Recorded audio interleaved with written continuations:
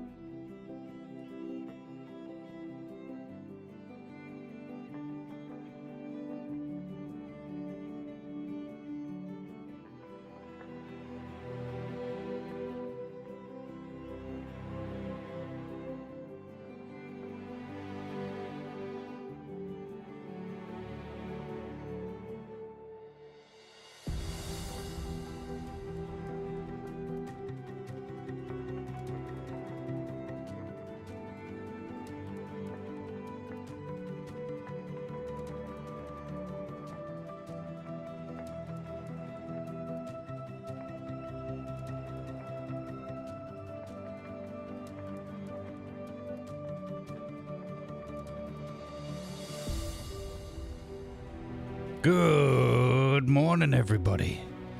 Good afternoon, good evening, good day. And most of all, some good Sunday Lely vibes be with you all. Let's go, YouTubes. Let's go, Twitch. Welcome aboard, folks. We're in shared chat mode. So we'll have some fun and shenanigans, no doubt, as the bots try and fight each other. But hopefully it'll all go smoothly enough. Welcome aboard, everybody.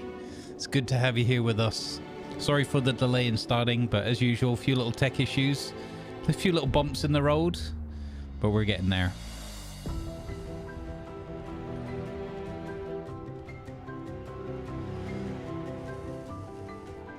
I can indeed imagine the command Grumbles. Good morning, everybody.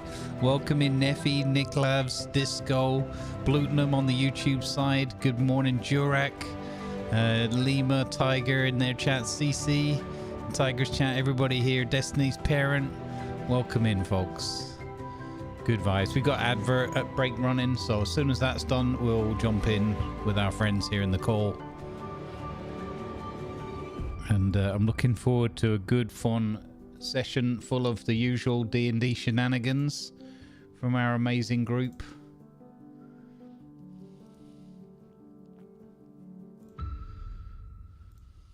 Let's go.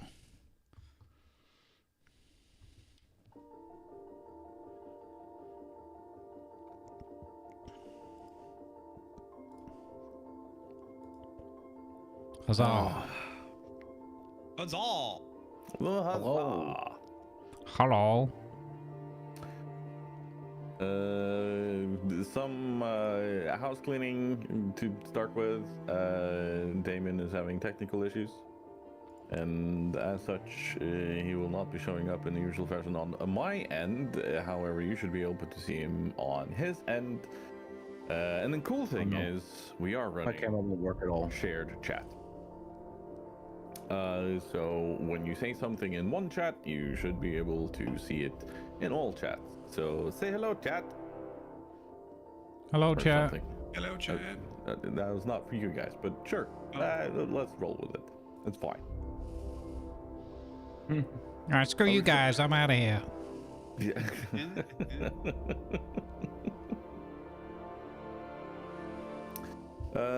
Yeah. When did we last play? Oh, I don't know. 1895? Just after the restoration of the modern Olympics, I think. Yeah, it feels like it. It's like I have another group I used to play with, and the joke in that group is, so when's the next session? Because we haven't played for like 4 years. It was a West Marches campaign, and they're like, "Oh yeah, let's do another group," and then fucking. So I was invited to their wedding, like the DM and his fiance, and I've known them both for like a decade. And if I was invited, and if I had been able to go, I would have made a speech on how often I get to see them, especially to play D&D. The only reason I'm here is that I get to play. And then just go, roll for initiative. Yeah, exactly. Someone aced their diplomacy. Oop. So, oh, yeah, there's a Grumble showing up on screen. Hello. Oh, hello. Hello! I can go to this screen. That way people get to see the other faces on my end too. I see some familiar names in chat.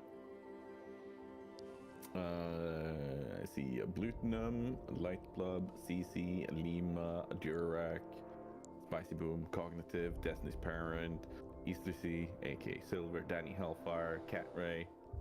Hello, everybody. Hello. I like this share chat thing. This is cool. I'm excited by this. This is the perfect thing to do. And there we have a doc on screen too. Don't see your all shared chat. You have to activate it inside the shared chat at the top. You join and there's a box top right. You have to click to join the shared chat. Well, he has to join the. I think he's joined that bit. I mean, I see the shared chat in that. You should, when you click on shared chat, you'll see 5 pictures. On the right hand side, you've got participants. Above there is a thing called another box called shared chat. You have to click that to join the shared chat. Just the invite alone is not enough. What?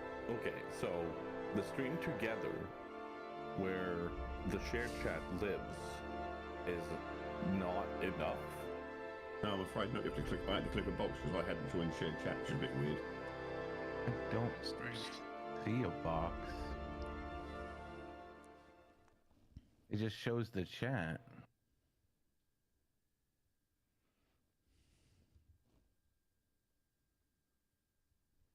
Oh, I found it. Okay. There you go. And now Damien's in here too. That should be all 5 chats joined together. In one chat. What could possibly go wrong? Them all. Sorry. Went Palpatine there, apparently. Unlimited chatbots. Oh God. That's a scary thought. Today's energy drink is battery, fully charged, 0 sugar, not a sponsor. Lemon yuzu. No yuzu. My drink of choice today is a urine sample for someone who's had 1 Barocca too many. What? Don't make it weird. Or it's what's it called? Rockstar Energy, like SodaStream stuff. Okay. Which is basically, I think, cocaine in a bottle because it really works. No, it's a case of, I'm a little bit sleepy, and then you mix a bit of this, and it's not a case of chugging it. It's a case of having like a glass, and then you go. That sounds like the TNT that we were drinking in one of the episodes. Yeah. And suddenly, I'm awake. Yeah, no, I think this is the same juice that Ragnar put in Funkin's Mecha Strider. I was going to say, cut to an animated scene of like a cartoon version of Lima just going zoom all around his room there.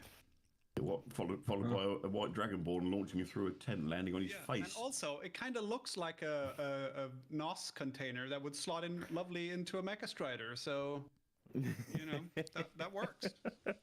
That's not good. Wow. Get As out. we know, there is absolutely no evidence of me tampering with somebody's Mecha Strider at all. There's all the evidence in the world. Nobody spotted it. That's the thing. On a podcast as you were doing it. No, I don't know what you mean. No. How how about we do an introduction of players? Very quickly, for those who haven't been here a while, you know, like us. We haven't been in there a while. Let's do a quick introduction. And we're gonna start with Damien. Hello, I'm Who's Gaming Now, or Damien, or Dunbar. Dunbar, well, his name speaks a lot for him right there. He is very dumb in many ways, and only good at a couple things. Not by choice, by role. But I have a lot of fun with him because he's kind of silly and goofy, and he's like the comedic slapstick guy. Bad things gonna happen to him. It's just how it is. Excellent.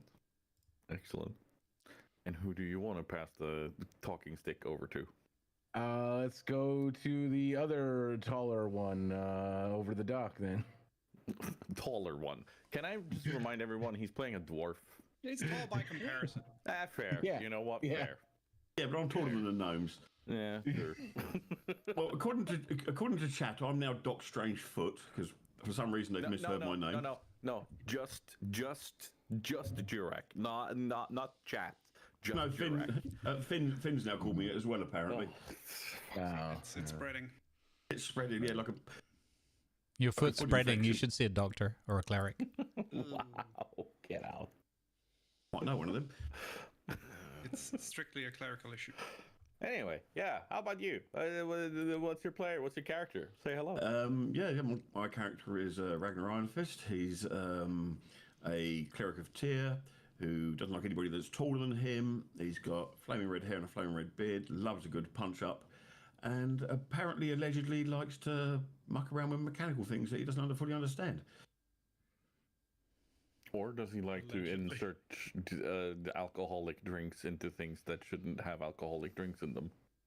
Well, I don't know. I mean, I like alcoholic drinks. I mean, he loves having alcoholic drinks. He's got his own portable keg on his back, which he samples on a regular basis for battle, just to give him a bit of, Dutch courage, as they say.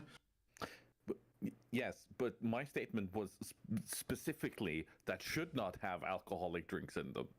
What, you mean like gnomes? You shouldn't give it to gnomes, because, I mean, they're bad enough without alcohol. you may be onto something there. Who do you want to pass the talking stick off to? The one that's currently not on fire, so Alistair, I think. Hello. I've been practicing my voice by playing Archie instead of Alistair. I'm Lehman Zulu Tango. I play an archaeologist and also other things. And now I've stopped doing that, and now I'm playing a gnome that likes to fiddle with things. I see a theme. Yes. It's I'm an artificer, or in this land, I guess I'm an engineer. Yes. Which is different, apparently, somehow. So I like to fiddle with mechanical things. We have turned the Mecha Strider into the Low Strider, so it can basically we added hydraulics to it, so it can run at full speed while scraping its belly on the barren floor. And I'm also very, very, very good at assembling carts out of scrap materials. Yes. You had good help, though, I will say. Yes. No, I think it was a case of as a foreman situation, more than Alistair doing everything himself. It was a case of, you know what? If you hold it here, and I'll just whack it with a hammer, and we'll see how it goes. So I am very thankful for all the help I had.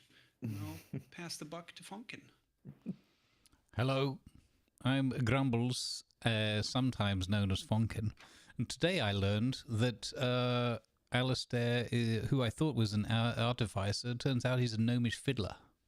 Worst bard on the team.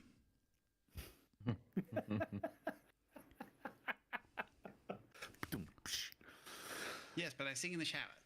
Hey-oh. He barred to the bone. Wow. Get out. Nice. Anyway, I am playing Fonkin for your fiery delight, and I'd like to attest that I'm not currently on fire. Wait, what's that? Hot, hot, hot! And what happened last time? We built a wagon. We elevated our game. Yes. Yeah.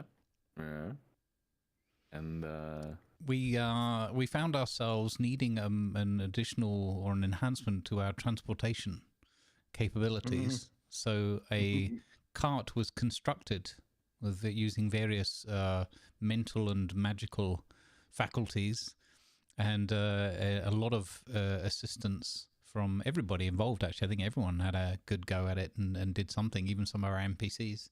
And we managed to find ourselves on a good trek, having decided to go towards the elevator, and which I think is a Minotaur, or I'm sorry, I'm not a WoW, so I forget the name. But anyway, Bullman. Tauren, there you go. We're going towards the Taurens, or one of the Tauren places, and along the way there was some resting done in turns and watches kept. And there was some great shenanigans involving everybody taking in turns to use their particular strengths to help the party proceed on its course as safely as possible, including quite impressive round of patrol work by Ragnar, who went out on the Strider. I thought that was a really a nice touch, going around checking our perimeter and the surrounds of where we were heading towards, and he discovered that we were being yipped and yapped at by a bunch of glowing eyes in the dark, which turned out to be neither cat nor dog, but hyena person. It was no good. They're up to no good. Yes, They were up to exactly. No good, indeed. So, yeah, thankfully Doc spotted the one-eyed man on the grassy knoll, and we were able to utilize some tricks and some sounds and whatnot to scare off and confuse a bunch of them. I vaguely remember Fonkin letting off some smells so that it seemed like it might be, and sounds, it might be a larger herd of Kodo, so it wasn't worth the pursuers attacking. Can we talk about the phrasing of Fonkin let go, let some go, and the hyena people gave up their chase, or a lot of them did, but the ones up on the ridge stuck with us, so we were still on edge, on alert, as I think Dunbar was taking over main watch, with Fonkin kind of just lazing about reading a book in the back or whatnot, trying to stay somewhat awake. A little bit like all of us, I guess, on a Sunday morning. Yeah. So these odd smells, were you wafting Alistair's undergarments around, were you? I am no longer the only one who've sold myself. I seem to remember something and someone else doing it. And I want to also remind that we also had use of my mechanical little flying thing that I can't remember. Herman, Yes. right? Herman. Oh, yeah, Herman you're the homunculus. homunculus. Yes, exactly. No, well, I'm happy to toss the ball up in the air for someone else to catch. Homunculus? No, I'm gonna stop. See, Yeah. That's my issue, Tiger. Yeah. I keep making unintended puns. Oh, so I had- unintended. Herman the homunculus, that was intended. Archie the archaeologist was not intended. I just thought Archie was a good name, and then people are like, oh, Archie, because he's an archaeologist. Obviously, that's a joke. And I went, oh yeah, you're right, that could have been, but I'm not that clever. The so- archaeologist. So the first time I realized that was a joke was when Grumble said, oh, like Archie, oh, okay, I get it. Like, Yeah, you are I didn't archaeologist. intend that. That's That how wasn't me. that's That how Ivan refers to Archie when he introduces or talks to other people. The archaeologist. Anyway, that's all on you, buddy. I will happily take the blame. And yeah, and then we arrived at this elevator, and we've got the strange suspicion that something ain't quite right, but we don't know what yet. Do you though? Very. Well, I'm not sure. I think what I recall is there was the do do do do do do do do do, and we were being elevated up somewhere, but that could be my faulty memory. Yeah. You arrived at the top of the Great Lift, and for once we ended a session without Lima going, "Oh, for fuck's sake!"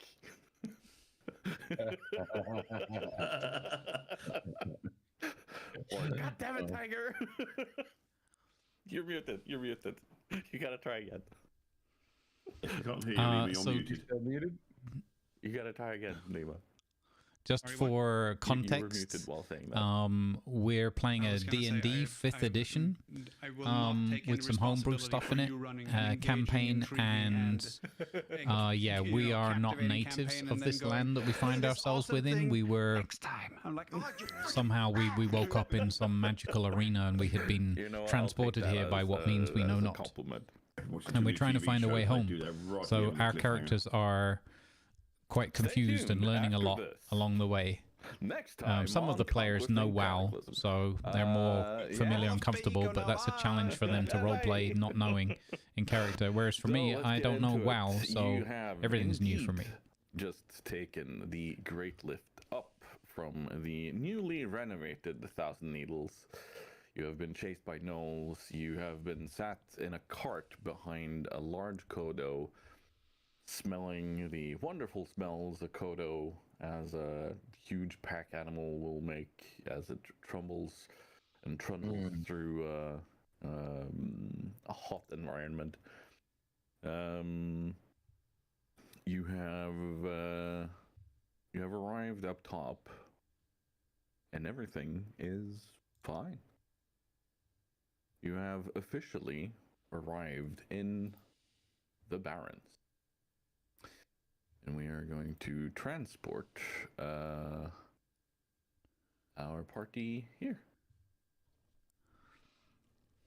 For those who are not familiar with our current setting, we are currently in Azeroth. And we have arrived in Azeroth as a certain very, very, very large dragon is about to transform the world, but not quite yet. So this is before the Barrens gets transformed.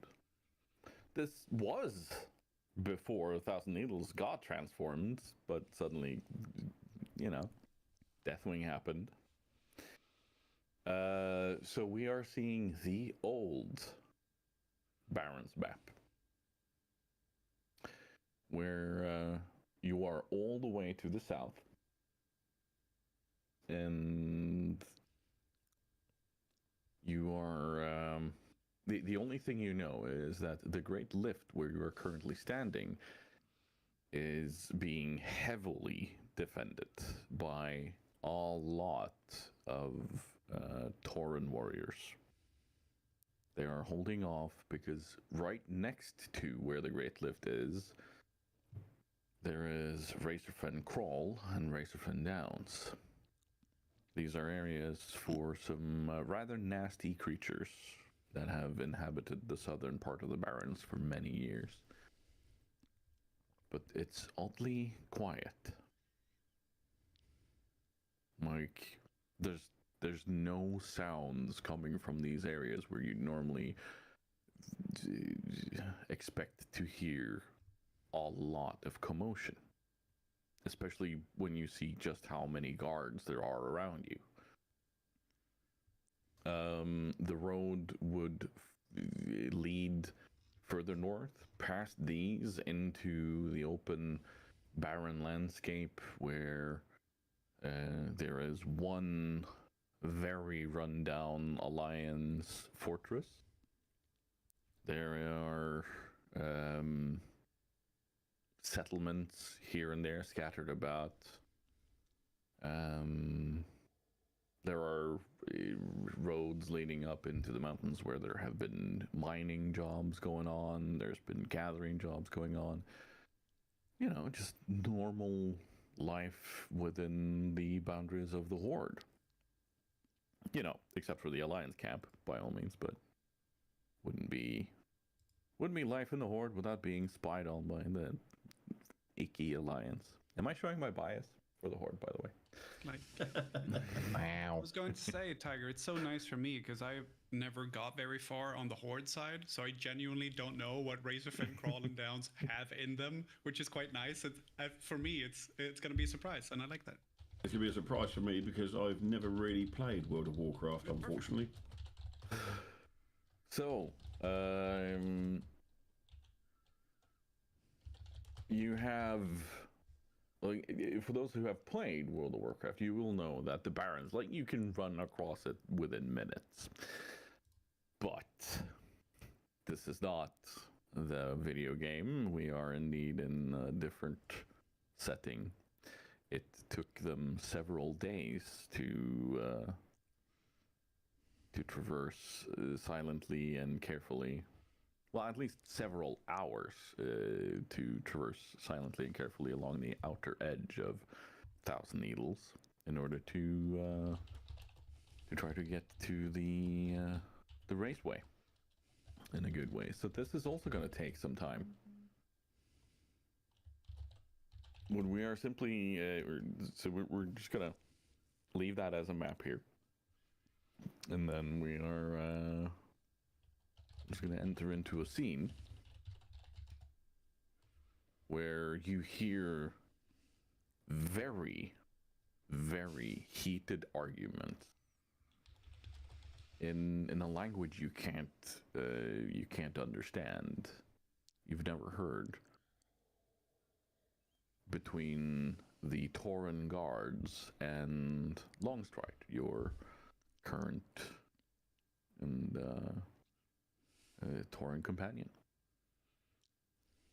Is it like a melodic language, or is it very gruff and basic, or is it highfalutin and, you know? Is it music to our ears? Fancy, or Is it music to our ears? Oh my. Thank you for coming to Conquest and Cataclysm. That's where we're ending the... Passing the buck to Grumble. This is why I drank your coffee. Damn it. Get out. No, it's... if I remember Torahi correctly, it'll be... it's heavily inspired by Navajo. Oh, okay. So you're saying we don't understand this language? No, not at all. Can I cast the spell Tongues then, please, on myself? Sure. Oh.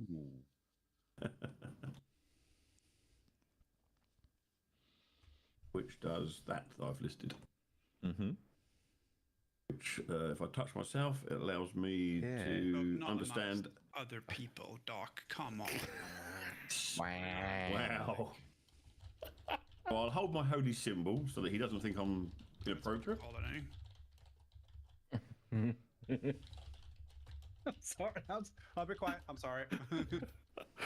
So, you cast tongues, and you normally where you would expect to actually hear the language and understand, you are still encountering confusion. Oh, interesting.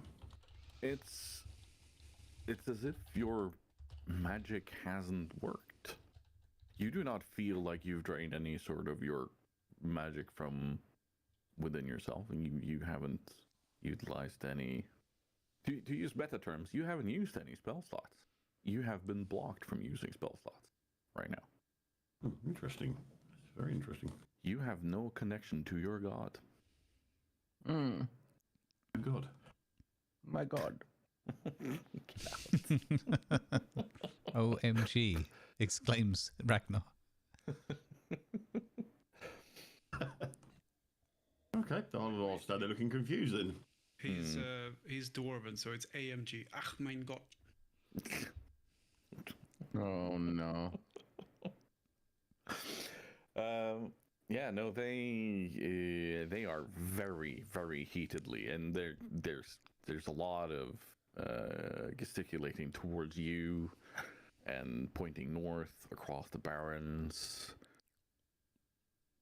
And then suddenly, Longstride just says in the common tongue that you've learned, "Well, I'll take them myself then." And there's a few gruff kind of snorts and more of the guards kind of standing on end and almost getting ready to, like it seems like they're getting ready to draw weapons because of the very heated nature.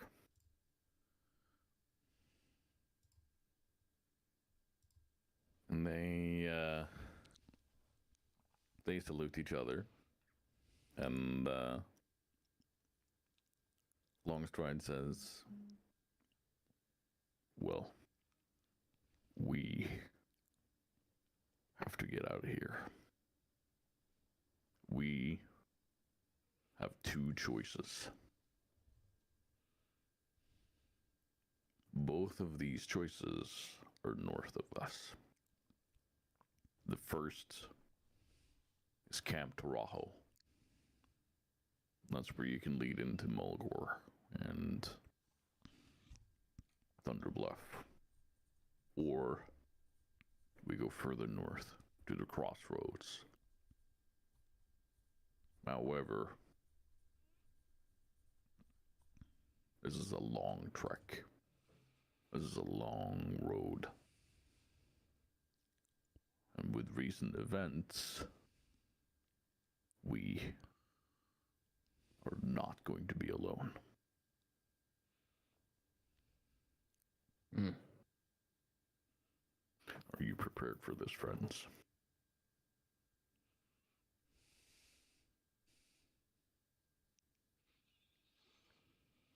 Wow, none of us want to speak up, huh? If it means we're going to get a good fight, I'm always prepared for these sort of events. Like your spirit. Are either of the paths going to be easier for us to traverse? Can we take the wagon? There is only one path north. Oh. And yeah, we will have to bring the wagon.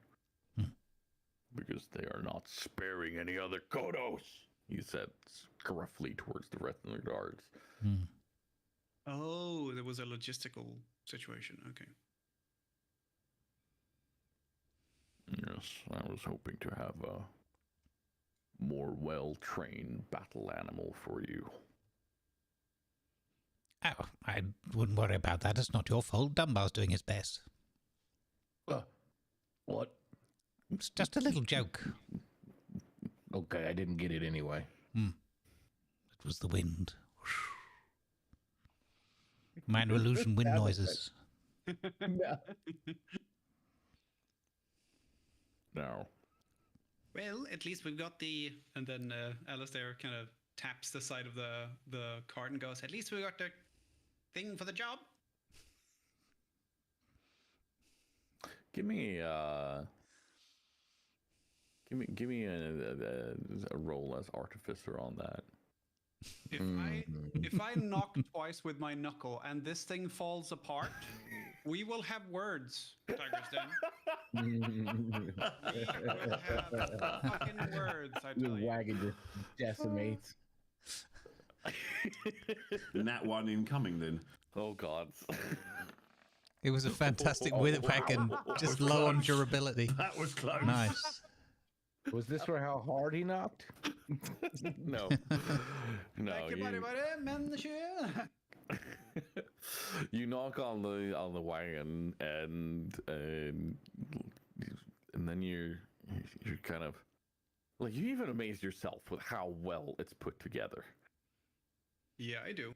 You have a moment of reverence at your own work and how well the materials and everything went together. But you notice one thing. As you knock on it, there's a weird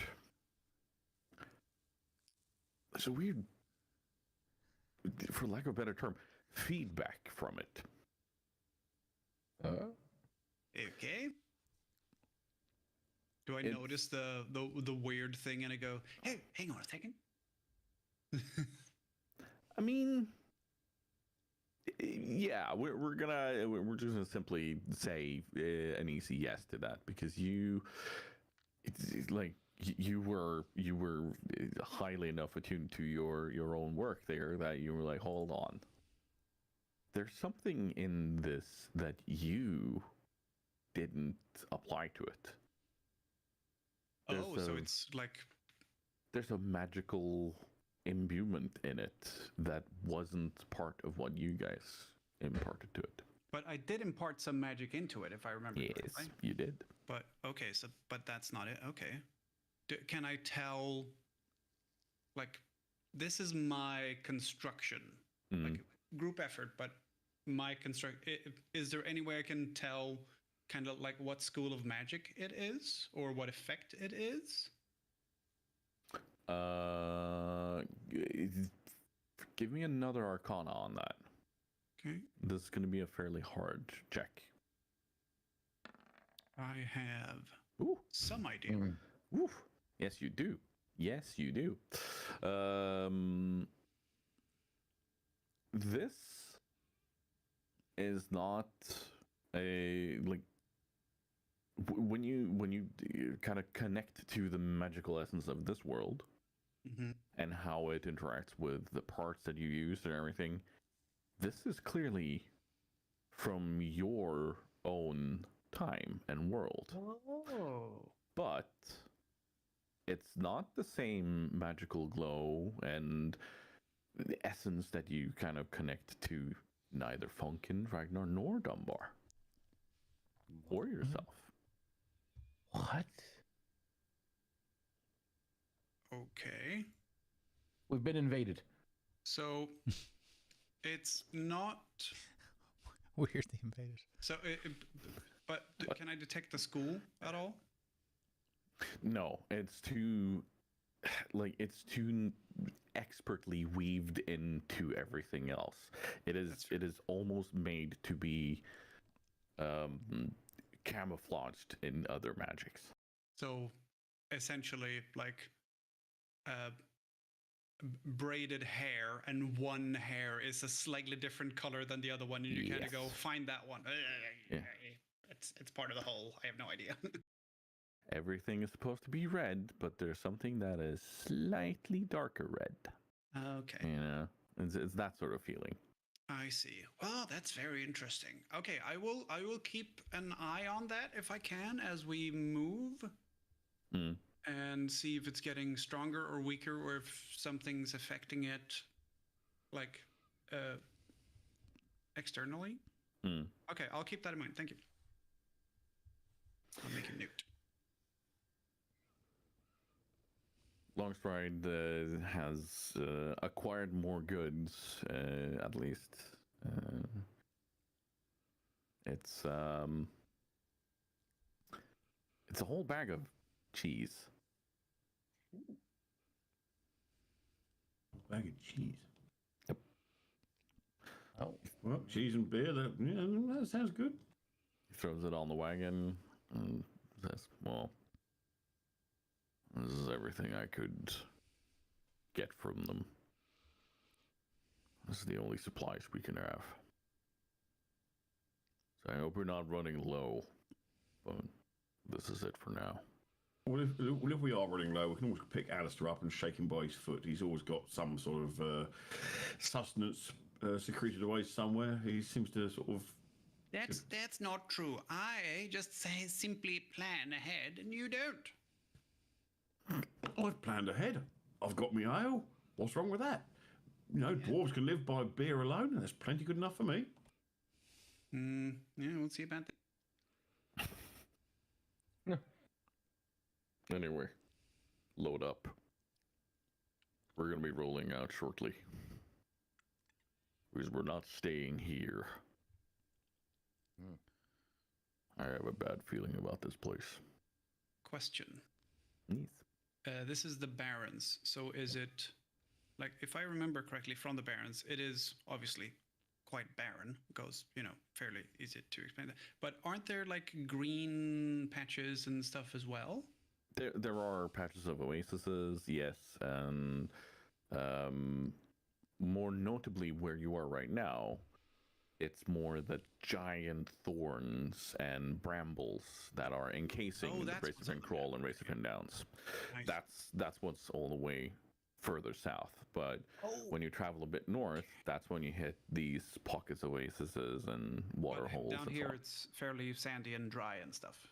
Yeah, Okay, so Alistair's got his goggles on if he's driving. fair.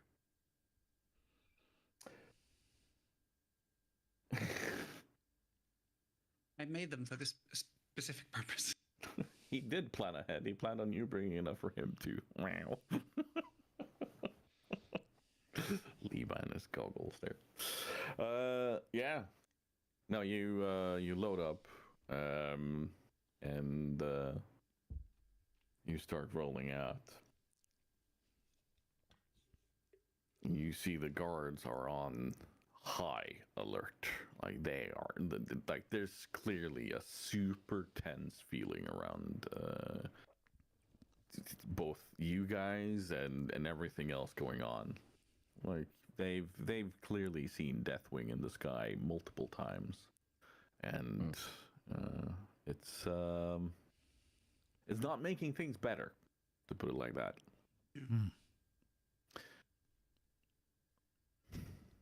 When you load up and you start rolling north, you see evidence of fighting. You see there's been heavy fighting along the entrances to both Crawl and the Downs, where you see massive piles of bodies of both these weird pig-like creatures, almost man-like boars that are either currently being lit on fire to burn them and get rid of them, or you also see Tauren warriors being laid to rest. So these creatures that are down here, could I get off and study and examine them to see if I can get a better knowledge of what they are and potentially what their weak spots may be? You could have if you weren't in the middle of traveling north, yes, and pressed for time. Dang it.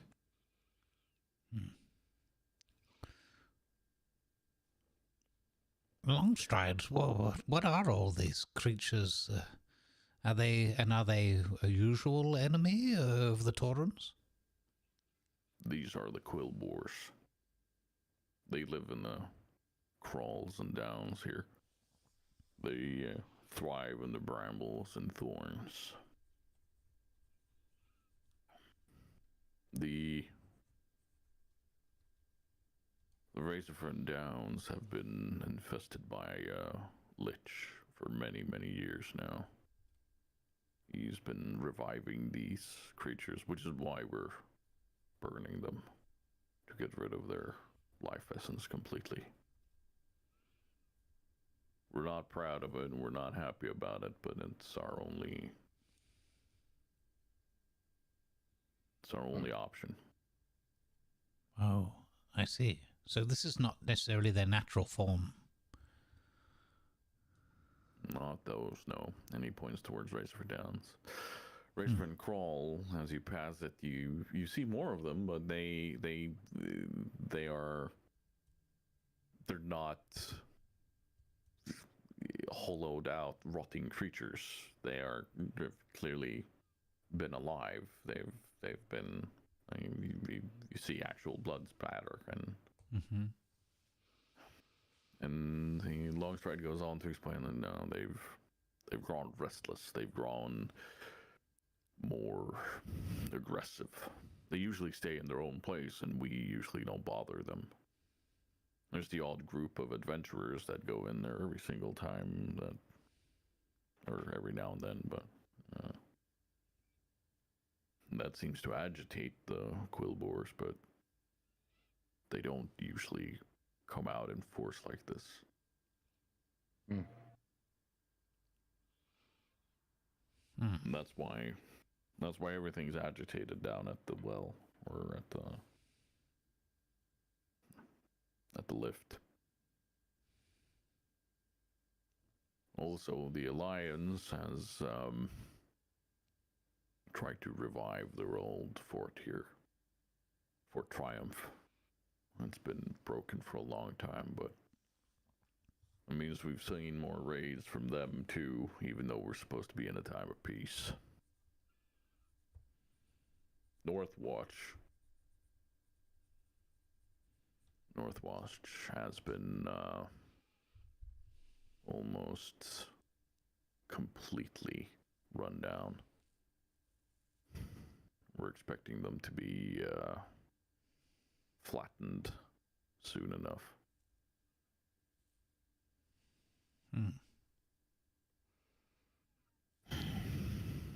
And the goblins and the rest of the horde are holding down fort properly. Ratchet has seen a whole lot more trade. Freebooters have started to utilize this restless situation, and they're trying to grab more riches. Is that like pirates? They're more like a free trade guild. They don't care if you're aligned with the Alliance or the Horde. Oh, the neutral party, I see. Yeah.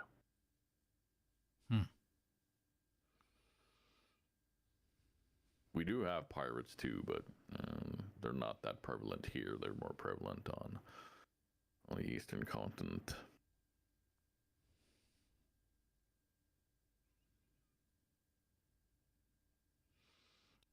It worries me though, because the wildlife that normally is here,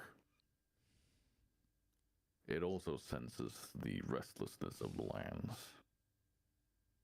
There have been attacks by prides of lions.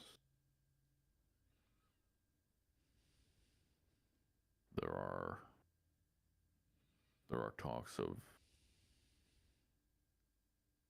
a Chiaki being alive, although many said that he was dead.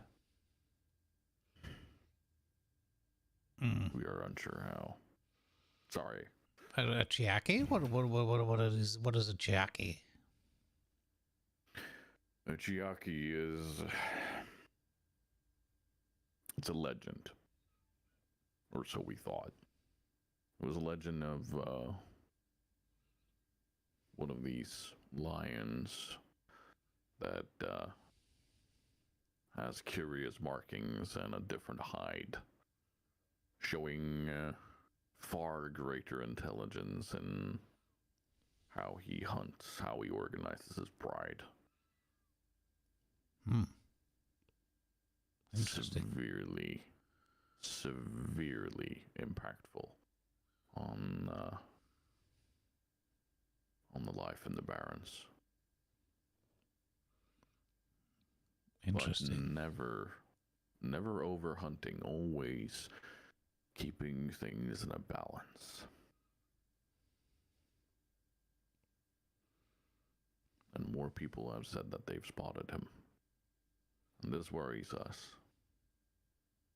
Because what we thought was nothing but a legend seems to be actually alive.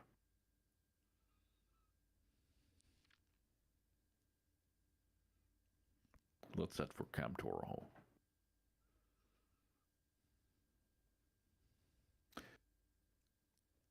And you kind of keep going. You hear the odd squeak from the wheels, the bumpy, but well, not really bumpy. It's actually fairly flat and straight road. It's well maintained despite just being a dirt road. These are very hard lands. and the sun is blisteringly hot. It's not as bad as on the salt flats, but it's getting hot even inside the wagon. And you see clearly that there has been a lot of life here. There has been a lot of packs of kodos roaming, packs of these horse-like creatures, striped ones, but these have a horn protruding from their front of their head. And you see there's been almost a mass extinction event, as they have died just all around you. And the stench of death is on the air. And that's not helping in the heat.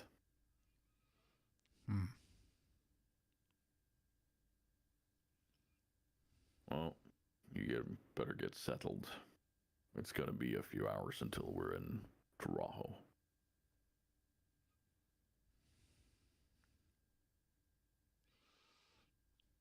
So much death and destruction. Yeah. It's unnatural. Not only is there a dragon of death on the air, but there's death in the ground, in the lands.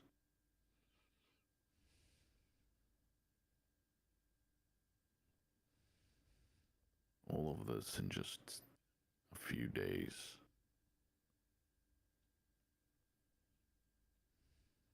Weeks.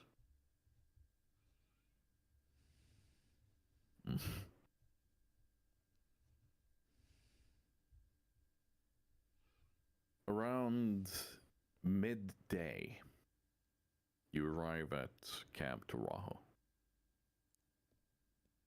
You've seen a few packs of hyenas go about and do their butchering and scavenging of dead animals, but actually mostly leaving everything fully alone because it's putrid. It's rotten. Everything is just kind of falling apart. As you approach Camp Taurajo,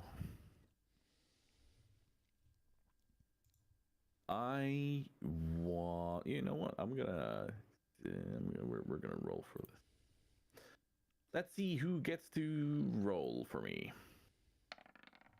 Lima.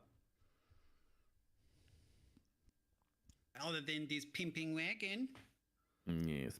You are gonna get to roll a wonderful D100 for me. Ah, you bastard.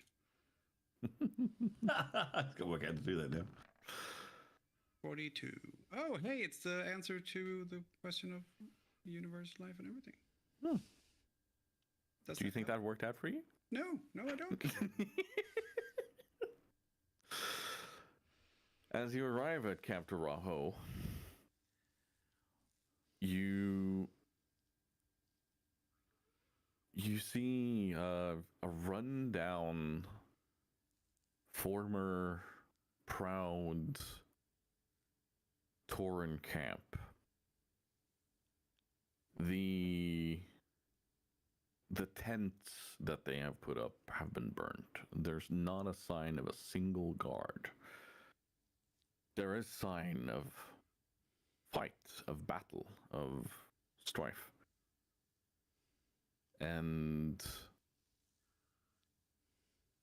Longstride looks clearly like where his eyebrows normally would be very furrowed and deep down, they are even further down. Like you can see he is clearly constantly tensing his muscles right now. Like, he is on high alert and very tense as he's sitting there. I've definitely like stopped the wagon.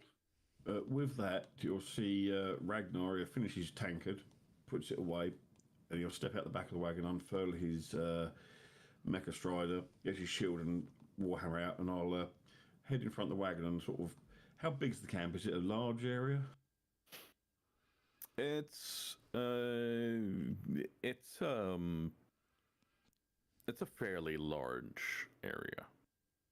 Okay, To give a bit of context, Camp Tarajo is it's sitting on the T crossroad that goes to Mulgore, which is the starting area for Taurens in World of Warcraft.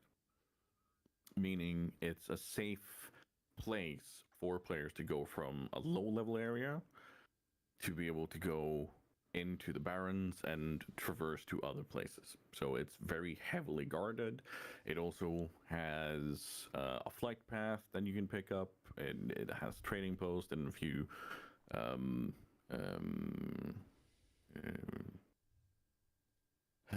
vendors that you can buy food and everything else from, like you'd normally expect in these sorts of areas.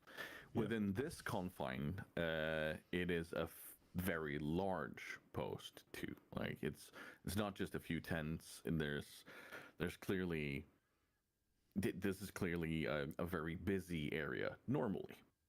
Yeah, so it's been decimated. So I'm gonna get on my mecha strider and get in front of the party and do a not too far, just do a sort of scout around the sort of 100 yards, 200 yards from us, and just see if I can see anything moving, etc. And just Yeah. Let me just make sure to fit that in. There we go. Right, you're adjusted. Yeah. No, give me a roll on how well that goes. perception. Yep. Oh, wow. Oh, okay. Yeah. Alistair, you see Ragnar whip out his equipment and get ready to ride out, and he what does Alistair do when he sees this? And you have a front runner. I don't know that Phrasing. I don't think Alistair does anything, but he's still sitting on the cart with the reins and everything. I don't think he does anything other than that.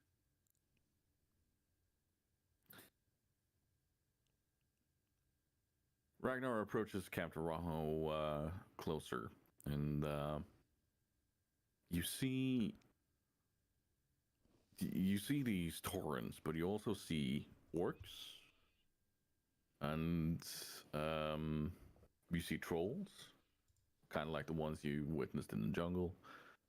You see undeads, but they're marked in the same way that the Taurens and the trolls are marked, and the orcs. They bear a sign of shared military. And more importantly, you see centaurs, dead centaurs, a lot of them. But they seem like, from their weapons and their getup, they're crudely geared. But with your 25 on perception, you also see one of them is slowly bleeding out on the ground in the middle of the camp. So this is recent. would I know if these are enemies or allies, these centaurs? I mean, obviously, I don't know much about the area or the realm, so would I assume that they've been and attacked the camp, or would I assume that they've been injured defending the camp? Give me an actually, no, this would be more intuitive. This is wisdom. Do you have anything you can add to that, like a knowledge of some I've got history, but that probably wouldn't apply to this area because that's intelligence as well. No, I've just got probably a straight wisdom roll. I would expect, wouldn't it? Yeah, give me a wisdom roll.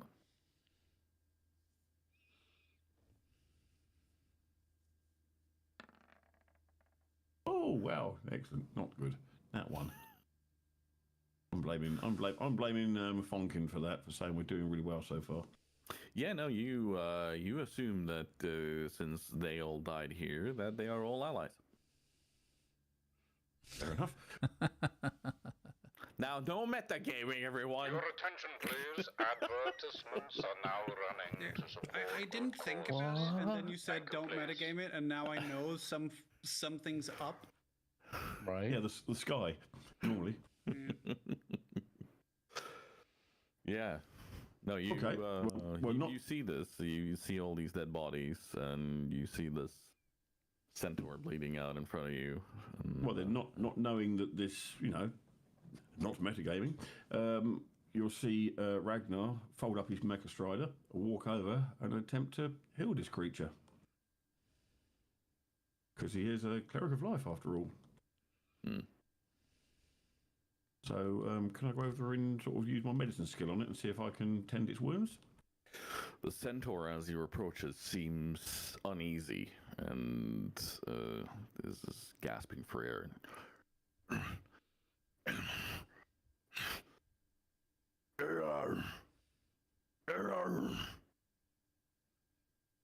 Try not speaking its language. I'll try and sort of calm it down with hand gestures and whatnot, and try and see if I can get close enough to look and, not say, help it with its wounds. He seems to be reaching for a spear that is on the ground near him, but it has fallen outside of his grasp. And since he is clearly heavily wounded and down, he's not able to actually fully move over towards it, but he's trying to reach for it. Would I notice this because I'm so focused on, trying to look at his wounds and trying to help him? Yeah, no, you are in a situation of being alert. Like, you are not, like, it's only your assessment of the battle that is bad. It's not your assessment of what is actually going on around you. So he is clearly reaching for it, and you can see this. Yeah, so I'll sort of wave my hands like, no, don't do that. I'm trying to help you, sort of thing, and try and communicate non-verbally with the creature. Meanwhile, Longstride is sitting on the wagon.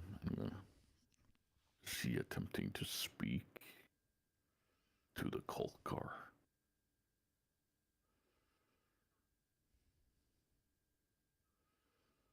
Why? Is that a bad thing? They are enemies. Oh. How far away is Ragnar from the wagon? Yeah, how far away is he?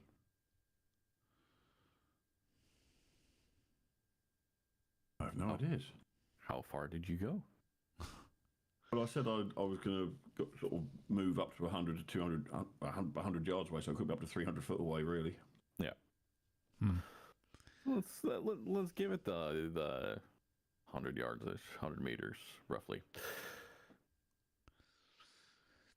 So it's very hard for you to see, but like you're clearly seeing him off the mount and walking towards something or someone on the ground. Funkin tries to send a message magically to Ragnar, but he's out of range. He points his finger in the general direction of Ragnar and he says, Don't get too close to those ones. Apparently they're not good neighbors. Oh my. Longstride stabs Funkin. Funkin dies as a free action.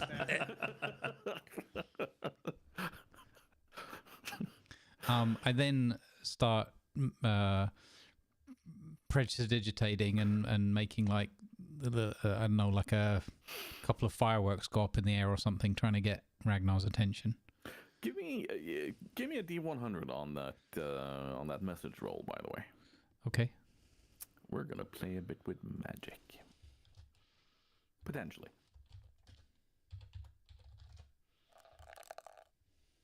That's not good. Wait, what's saying? Click. Oh, wait 1 second. I'm fighting the windows. There we go. Hey, how about a 33?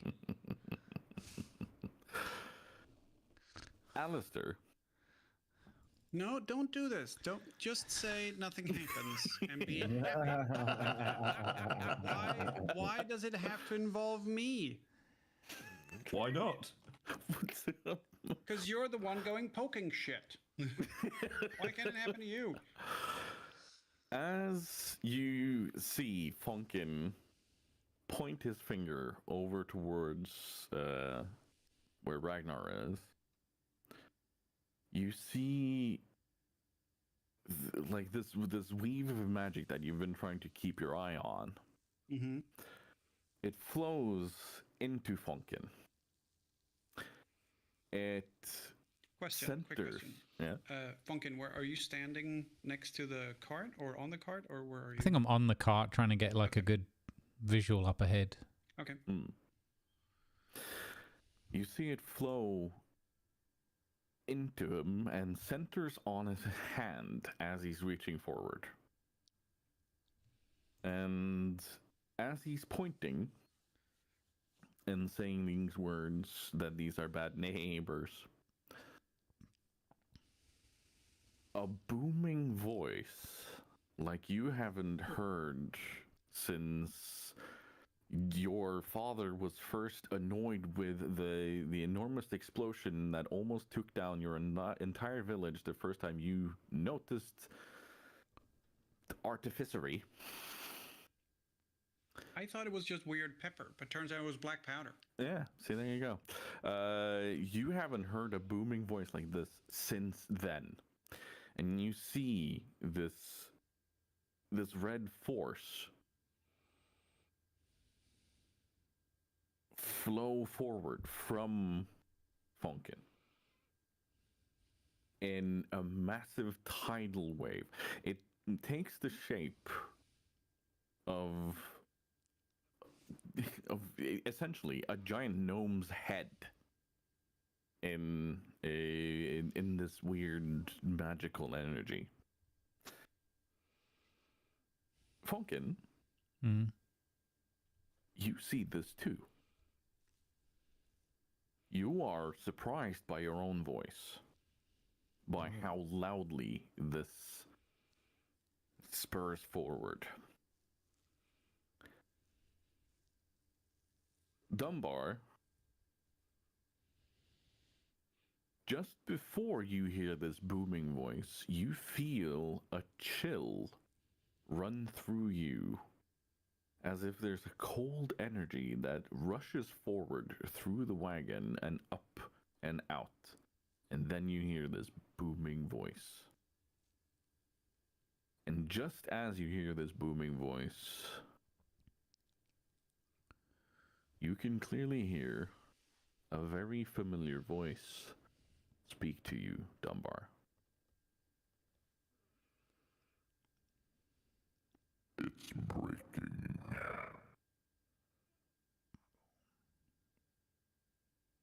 And Okay.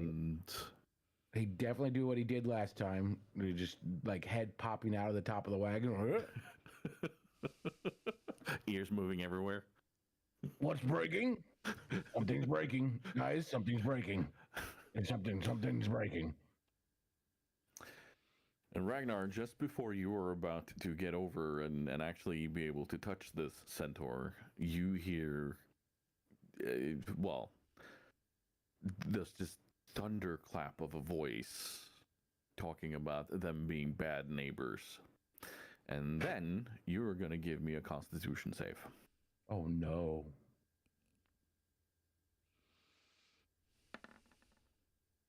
It So is close to so stopping on the close. 20. That was so close to a 20, that was. You have a mind-wracking headache, and inside your head, all you can hear is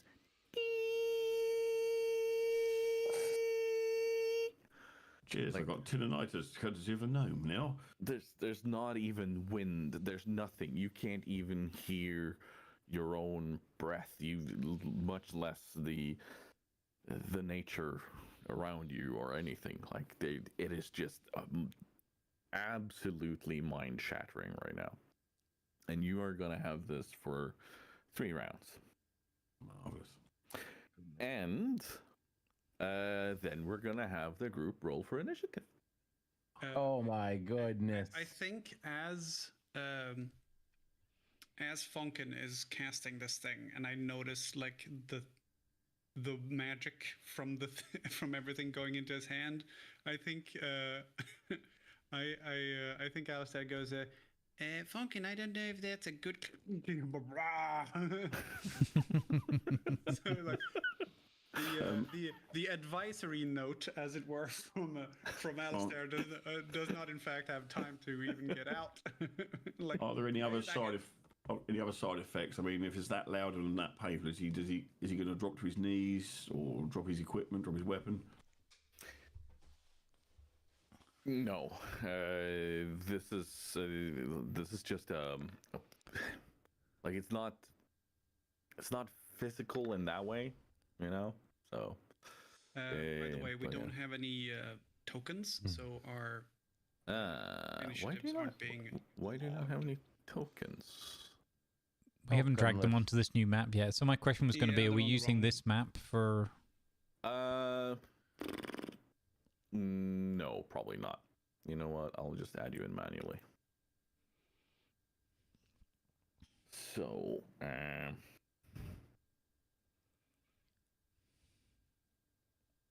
You're adding manually, so I should roll anyway. actually, no. You know what? Let me get your tokens in here. Where are they again? Third button, journal. Yep. Journal. There we go. Right. Alistair. Wow, you are tiny. There's Alistair, there's Dunbar, there's Funkin, and there's a Dragwall, and there's Ragnar.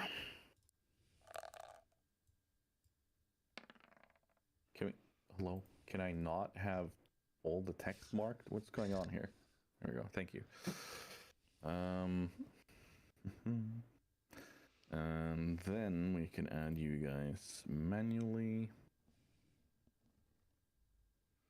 Add custom item, Ragnar. Add. And Dunbar. Dumvar? Dumb something. Dumb this, dumb that. Actually rolled good for once. Ragnar had a 13. Dunbar had a 15. And we're gonna sort you guys. And I'm gonna very quickly go pee because I've had so much to drink. So, you know, talk amongst yourself. While he is gone, I have pre-rolls coming in soon, so I'm going to run 90 seconds of ads, if that's okay with you guys. Yeah, Go. Pre-rolls or automatic ads? I've nerfed and turned off all my nightbots, just not doing announcements or random rubbish everywhere. Before I rely on everybody else's bots to do whatever their bots are going to do. Yeah, I think it must have a link in it, so Nightbot was getting agitated. But we also had someone come in and post something stupid, so I have to leave it on because you never know when someone's going to come in and post something stupid. Yeah, we've had 3 come in and post. Oh, get cheap viewers here. So I've clicked the ban button on all 3 of them. So whether they're on your chat, my chat, or someone's, I don't know. Well, they can get lost in any case. Yeah. How screwed do you think you are, Doc? You're way over there. Why have you gone and so you far can't ahead? even- I mean, it makes sense for the You're character, but Deaf as all Yeah. can be. I'm just doing what my character would do. You know, he's a cleric of life. He didn't know that they were enemies, so he's gone over there to see if he'd help. You know.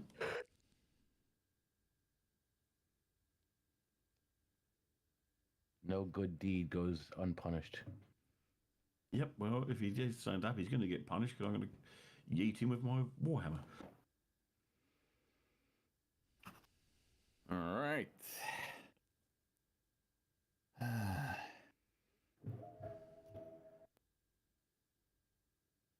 LCT continues to be ambulatory costume department. You're not wrong. Yeah. I mean, I make all this shit. I might as well use it. This hat is just hanging on a peg on the wall otherwise. I never get to use it. And now I'm finally, playing a wizardy character and the goggles fit. Why wouldn't I? yeah, Yeah, why not? suits you. It's good. I have a Warhammer 40k Dark Angel Space Marine helmet, so if we ever play that, I'll wear that. I have been wanting to play Death Watch, so you know. There you go. Ladies and gentlemen, folks, Lima Zulu Fourth Wall.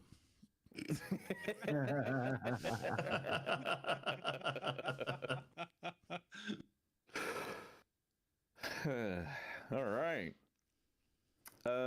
Yeah. So I am going to go ahead and make a little roll here to see where my little friends are ending up. Oh, All right. I finally roll good. Yep.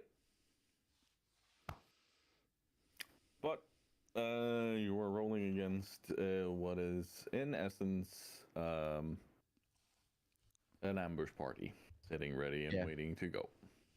Yeah. Did you say ambush? We could do a small Luckily, food. we're over here, not over there. Yeah. Are you though? Yeah, Magey's doing what Magey's Oh, do yeah, there wait a behind minute. us. Yeah, wait. We don't know where the ambush is coming from. I just realized we're assuming it's over by Doc. Exactly. You know what they say assumptions are? They make an ass of you and me. Call a surprise attack in the morning in the forest. So it's over here. Are you going to even hear us yelling for help? No, because I'm deaf. Because some gnome decided to, try and send me a message. Apparently, Some silly gnome tried to warn his ally of danger. Well, I'm gonna be so you lot could be fighting away behind me, and I'm trying to hit a centaur that's going to probably join the fight. Who knows? Hey. You tried to blow up that said friend sometime. So, I don't feel like you have a very high moral horse here. Your moral Yeah. horse is a riding dog. Yeah, get My off your horse is high harder than centaur. gnomes. We all know the That's sonic what the boom track is happened. set on, like, I am on my moral horse. I'm just concerned that this is related to Tiger's favourite song of Half Man, Half Horse, and now I'm hitting a damn centaur. Some have force, have man. It could be worse. It could be, look at my horse. Oh, God. Could go back to Mr. Weeble. Oh. I think you just gave me an idea. Stop God. As long giving as- ideas to the DM. Yeah, as long as we're not riding north and Longstride goes, look, badger, badger, badger, badger, badger. Well, I mean, the first guy you let loose mushroom. was the large snake god. Mm-hmm. So a snake, ooh, it's a snake. No, I was more thinking of Magical Trevor. Okay. Well, Hey guys, my name is Trevor. I know magic. Look, there's a cow. Boff. Hidden right now. it could also have been a Trogdor situation. Oh God. no Trogdor. throwing out all the early internet memes there. Yes, so you hear a massive boom. Doc is suddenly deafened for a couple of rounds, and the rest of you hear a giant outcry of voices as you are noticing the carriage you are in be charged by a pack of centaurs.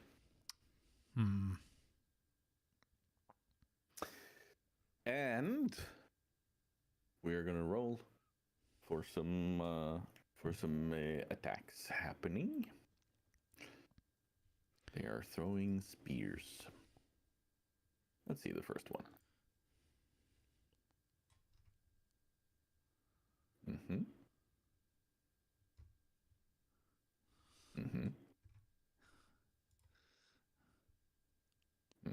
So the bad part about that is 15. I know that's fairly high, but that's just the d20 roll, and then you're going to add to whatever you attack with. So it's going to be more than that, which is worse for us. No, the first one that you see there was just that was their initiative, that was just right? Initiative. Yeah. Oh. Yeah. So that's why they're acting first.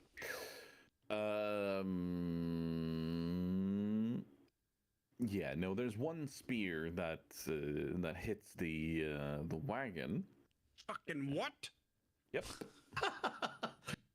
A primitive spear hits the wagon, and it just kind of sticks in the wooden side of it.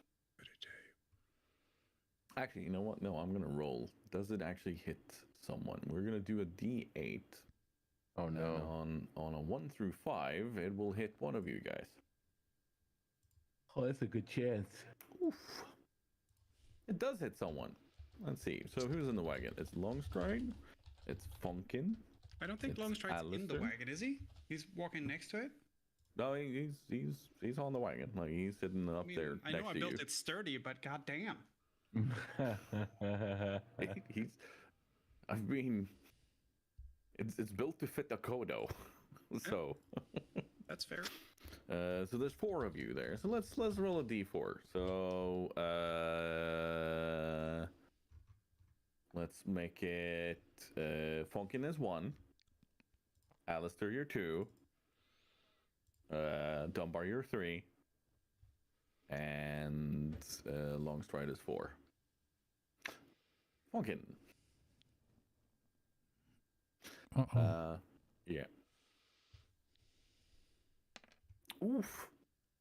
Deserved. That's 6 damage. What? Yep. It came at you for the puns. I don't understand. Why am I being punished? Oh no! 6 Another damage. spear. Yeah. So It out of nowhere. The spear was heavily poisoned. suddenly poison. That's weird. Black Lotus poison, 3d6 constitution damage. Forever. Yeah, no, that's the 3.5 rules for Black Lotus poison. And then, if I recall correctly, 10 rounds later, or is it 1 round later, it's another 3d6 constitution damage. It's pretty fucking intense. It is. However, it is now Dunbar and the rest of you. So, yeah. Okay. How far are they from me? 60 feet. 60 feet. All right, I think I have stuff I can do with 60 feet.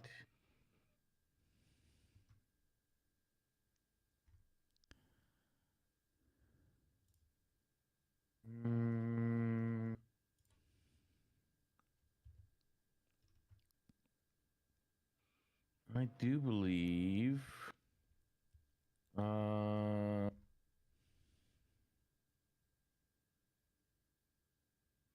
How far is Elder's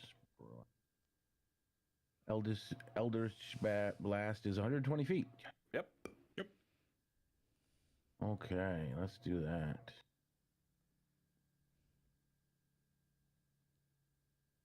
All right, I'm gonna fire off a Elder's Blast towards the nearest one near me. Oof. That's a hit. That's a hit. Okay, nice.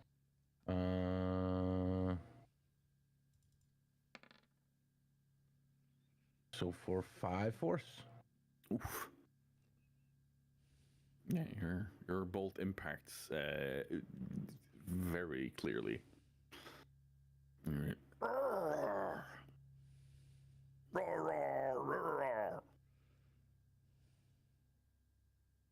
They're very primitive creatures. Ragnar.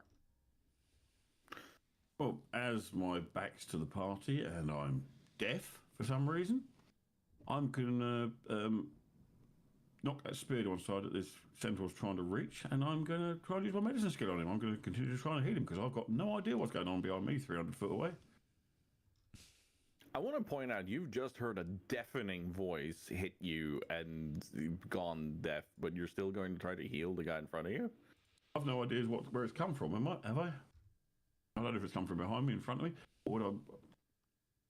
Well, I mean, if dwarven heads are built kind of like humans, we do have a sense of hearing where things are coming from. So you did hear that it kind of came from behind.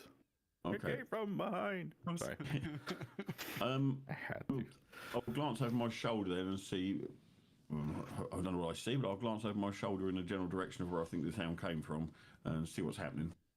Yeah, that'll be the wagon where you see a pack of centaurs now charging at it and throwing spears. Yeah. But in that case, as it's a long way away and there's no way my little short legs are going to make it there, I'll climb back on my Mecha Strider and attempt to charge as far as I can on Mecha Strider back towards the wagon. I don't know how fast or how far that will take me. You will arrive next round. Move myself halfway up then. Okay, that's me done. I can't do much else. Yep. Alistair. Deadly. Okay. I will panic. Something hit my wagon! Yeah, I'm very upset about that. But I mean, Funkin took most of the blow to that, so it's going to be a stain. But if I remember correctly, we oiled it, so it shouldn't drain into the. As long as we get the blood off quick, it shouldn't stain the wood too bad. I'm going to. Enemies, huh? I'm going to cast Cure Wounds on Funkin. Oh, he's trying to make up for it now. Because you took 6 damage, right? Yeah. Yeah. Yeah, you did. Yeah. That's a lot. Let's see if we can fix that. I will cast it at level 1, 1d8. Yeah, that should do it. Okay, yeah, you're good. Oh, nice. Nice. And I will also get off and hide behind the Kodo, sort of. So I'm not in the line of fire from where that spear came from. Fair. You should be fine. Don't say that. Don't say it like hey, blame Geneva. They're the one who said it. Yeah. With cute emotes and things on fire. Yeah, it's fine. It's fine. Geneva is also known to be the, tempt fate with a stick and go poke. Oh, they're coming! Ah! So the Ragnarok chat. Okay. Use Geneva as a role model for this. Yeah, fair enough. Funkin. Funkin gets up and sort of dusts himself down. Ugh, you ruffled my feathers, and his like flamish hair is all over the place. Lots of different sparks and colors coming out of it. And I will look and try to see, like, I'm looking for an assailant who's just loosed a spear. It doesn't appear to have one. There might be several. No, there is a pack of centaurs charging towards you, and Okay, so I just point my hands at one of them with the wand, and I just point at like 3 of them rushing towards us, and it's just like pew pew pew pew, finger guns, as a magic missile goes off. I was gonna ask, are finger guns your magic missile? Yeah, exactly. So in whatever random order, like one of them takes 4 points of damage, another one takes 5, and a third one takes 2. So you want them all spread out? Yeah, just hitting 3 different. I'm trying to like spook them. I don't know much about these creatures, but maybe they're like sand people, easily scared. Oh my goodness. Yeah. No, you see them. You see these magic missiles zoom towards and impact them, and you hear that they're like they did not enjoy this at all. Mm-hmm. And There's plenty more where that came from. Now go on, hoof it. And I kind of look for like a bit of the wagon where I can kind of take a bit of cover, even if it isn't real cover, just, you know. I'm still peeking over, though. I still want to be able to see what's going on. I'm going to give you disadvantage for that one. Wow. No, I'm not. Okay. I'm not. He wants to, but he won't.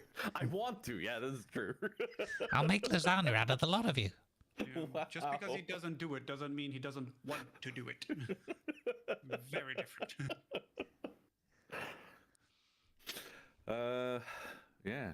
You let that loose. You hit them. And then we're gonna see how does the magic weave react to this. And your robes. Oh, no. I want to point that out. You have some robes that do some funky things when you cast also. Mm-hmm. Yeah. Oh no. Yeah. Oh, question. I cast Cure Wounds. Do we need to check if anything happens with that? That is a touch, though, so I don't know if it would... No. Okay. No. We're not going to do that with that one. So part of why this is happening to Grumbles is because of he has some funky robes. I do. What would you like me to do? It's one spell with 3. Yeah, no, we're only casting for like we're only checking for the spell itself, not necessarily for the damage. So. Okay. So what is it? Is it 100 or? Yeah. Okay. No whammies. 55. Yeah. No, you're good. I think Funkin just has a moment where he's like, huh? And then like, okay, we're good. Carry on. Longstride, being the last of the pack to react, is quicker than like you've seen this move before. He charges forward, and mid charge, he draws his weapon and his shield, and impacts with the third or with the fourth centaur that didn't get hit by a magic missile with a sickening crunch. And you see him kind of deflect this entire centaur off his shield, where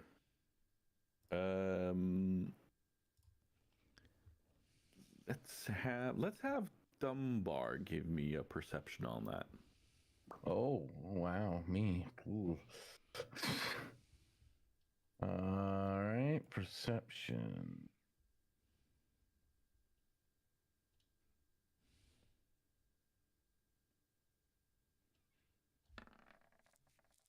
Hey, Nice. see things. Yes, you do. You see that the spiked shield that Longstride is carrying has just entered into the top of the rib cage of the centaur and ripped out its heart, which is now impaled on the spike. And the centaur instantly falls over limp. You only see death cramps, so this one. Wow. And the other 3 turn on their heels and face him and charge him down instead of going for you guys. Okay. I could see why. Yeah. And it's them. So let's see what happens now. No long stride.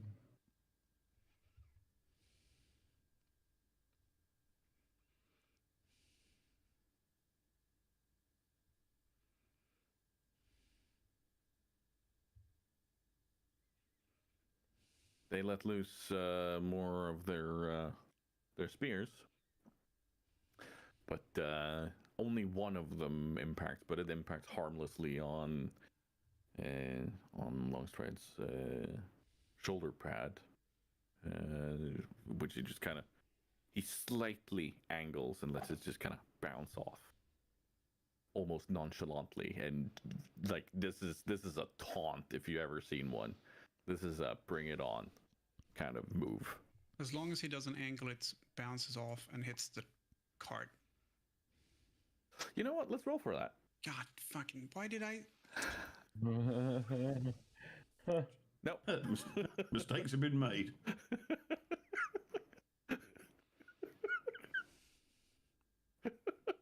Next session, Alistair will appear with a gag, so he cannot put his foot in his mouth. I mean, to be fair, it's like there's a little conveyor belt running in front of each of us, and every once in a while we just plonk something on it that we wish we hadn't, and the GM's just at the end of the conveyor belt going, "Oh, nice, thank you. I'll take that." Thank you for your tribute. We will utilize this. Yeah, no, but this is part of why I say this is collaborative storytelling. Sometimes I'll run with ideas, sometimes I won't. You know, so. And if this was truly a kind of a thing that could utterly fuck you over, I wouldn't do it. That I want to point that out. This is just one of those flavor things that could happen and could make something go, make Alistair go, "Ah, you bastard!" You know, that sort of thing. Oh, well, that was a very good impression. Sure, I'm not taking any exception to being nearly blown up by a rocket-fueled contraption that I just happen to have a magical spell that could flukily get me out of it. That's fine. I don't feel victimized at all. Not my fault. That was all right. Still thinking it's your fault. Yeah. All right. Wishing one hand, shitting the other. So, am I right to assume the remaining ones are kind of in like a little throwing line, throwing spears, kind of like right at, like all facing Longstride? Yes, so they have just thrown their spears, and instead of continuing towards the wagon, they are now charging on him. Okay, yeah, so they're turned towards him, which means they're kind of like now side to us, like, or at least like slightly angled to us. Correct. So I would like to use my movement to run as far as I can, close as I can get to them. But I figure if they were coming towards us originally, they should be a little bit closer, and so on and so forth. So I think I should be able to get pretty close. Yeah, I think you should be able to close the distance on one of them. Okay, so yeah, I want to get up close to the group, and then I want to lurch forwards and like just drop my jaw as far down as I can and let out the mightiest dragon roar that I can summon. Just, and while I'm doing that, I cast Fear at level 3. Ooh. Okay. Ooh. Yes. So now, because it's a 30-foot cone, hopefully that captures all of them in that. And they have to try to beat me in a wisdom saving throw. If they cannot, they imagine that I am their largest fear. Whatever their largest fear in their heart is, that I am now that. and they have to, from that point on, their whatever the effect frightened means for the rest of the 1 minute concentration, and they have to try to constantly dash, fully dash, so full, both turns run away from me. Those being centaurs? Oh, lords. Okay. What did they have to beat, did you say? My wisdom is only a 10, so not that hard. It's a spell save of DC 15, bottom of the description of the spell. Oh, right. 15. Wow. Okay. Yeah. It's bottom of the spell, it says spell save DC 15. All right, number 1. It's a 17. Number Okay. 2. Wise horse. That's a 6. Oh. Not so And wise number horse. 3. That's a 13. They have no Okay, well, that's phases. So 2 of them instantly drop their weapons, and they just, instead of going for long stride, they are just continuing straight and just like full on panic flee. Which direction would that be? Was that towards me? Because I'm coming from a different direction, possibly? It's not really towards you, but past you. So they would just kind of continue on away from where Damien is and past you, but not really in a direct line for you. So Yeah, no, I'm just... If I can swipe at it as I'm on charging into battle, that was all. and Damien, Mm-hmm. give me a D100. Oh. Oh, man, that could be a powerful effect. We just cast level 3 fear and it goes wild. Oh, no. You see 2 gnomes running for the hills. Yeah, and they don't know why. Oh, oh. Oh, 6 numbers short. So that would have definitely affected Fonkin if it had been that correct number. It would be a different kind of spell, and we would not be on Twitch anymore if we talked any further about that. Yeah, no, you you can swear that in your head you hear a raven caw as you're letting out this roar. Ooh. Interesting. I don't think it would, phase him as much as when he thinks he hears his master, but maybe just a little head tick like a dog does, like when they hear something interesting, like, huh? Just a slight head turn. Just one ear doing the flick. Yeah. Yeah. Ragnar, it's you. Okay, well, having seen those two go thundering off, and one still in combat with Longstride, hopefully I'm close enough that I can come thundering past, still on Mecha Strider, yelling obscenities and swinging my Warhammer and trying to hit him as I go steaming past in sort of a drive-by Warhammer attack. Sure, I'm in for this.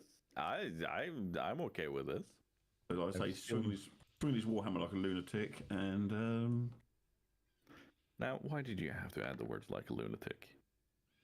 he is. Oh, that's not good.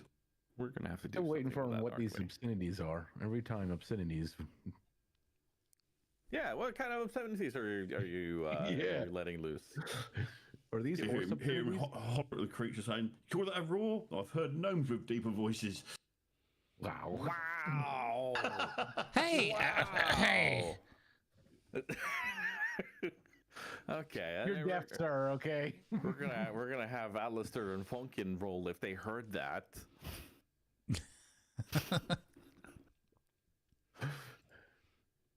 You want a perception? I want a perception. Yes. Okay. Got your ass, I Oh, did. yeah. Oh, yeah. You heard it clearly. Funkin, not so much. No. I tell Funkin what I heard. What? There's a little whispering on the battlefield. He's standing right next to me. I tell him what I heard. You're not getting away that easy. I like that. Dude, the nonchalantness to I tell him what I heard. The gnomes both like in sync just turn and start glaring at Ragnar. Did you hear what he said about us? I can't believe. Very sober again.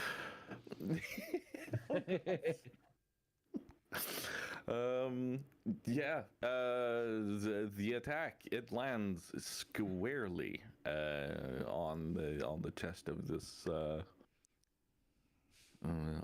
Kolkar / centaur. Oof. Fucking oof. Wow. Wow. Is that bludgeoning or crushing now? Bit of both, I think. Pulverizing. ¿Por qué no los dos? You. We are going to start calling Ragnar Mjolnir now. The hammer connects, and you hear a. Oh. And the life instantly fades from this centaur. And you hear the others are still going, hurrah! Like as they're running away. Like they are gone. They are out of here. It's just dust trail into the distance like a couple of Yeah. wagons. And as you're standing there, you hear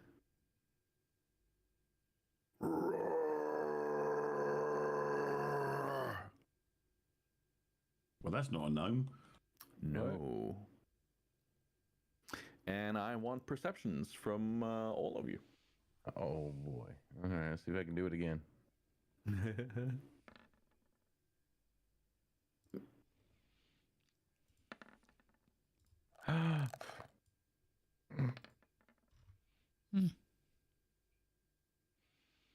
No one did really well, but No. Or some of you did okay enough to make out that this is a lot more than the first time you heard this roar. You don't know how many, but this is a lot more. Just question, it sounds like more centaurs? Yes. Okay. This is the kind. we should stick around, chaps.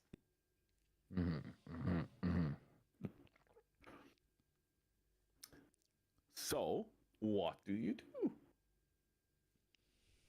Well, I'm immediately looking around to see if I can work out what direction that sound's come from, to see if I can see any more centaurs or whatever coming towards us. But I assume the ringing from my ears is now gone. Yep. And it has pretty much just faded. I like the idea of, no, we can't see anyone, but there is a massive dust cloud that's coming this way. Oh, fuck.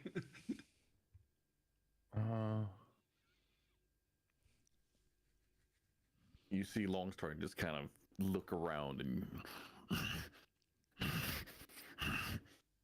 Where? I think we should get out of here before we figure out where.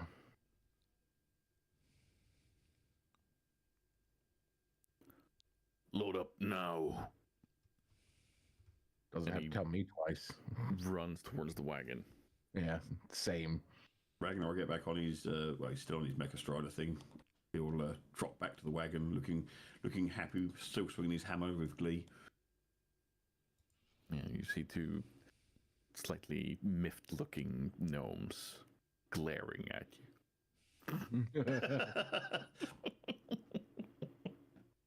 Just look at him and shrug and go, "What? What's up?" Just the deadpan look from Lima right now. It's just like it's so perfect what I kind of envision Alistair doing, standing there like And then Ragnar will look and go, angry. I am just disappointed. Exactly. It's the dad look. Ragnar, and I go, "Oh, look, there's a stick sticking out of your wagon. Is that why you're upset? Somebody damaged your pride and joy." I never told you I was proud of you, son, and I don't think I will. Wow! So before we leave, Cutting Alistair, remarks. Alistair definitely pulls the stick out. Pulls the stick out of the side and then like, hey, okay, let's go. Yeah, exactly. What's the best way out of here, Longstride? Do we have a sense of where they're coming from? Like Vonken's looking around trying to gauge where the roar and the rumble of the ground or whatever proceeds and or dust cloud. So you stopped just a few hundred yards south of the entrance to Camp Tarajo, and you were last charged from the hills that are immediately close. There are there's enough tiny hills and defilades and such to kind of move around unseen if you are constantly in this area, like the centaurs or Kolkars are. So, yeah. So you get a sense that they would be coming from the same direction. So north would be the smart choice. All right, let's go northward. Okay. I'll head out in front of the group on my strider and get up to whatever speed they're going and scan the horizon in case there's any more potential ambushes in front of us.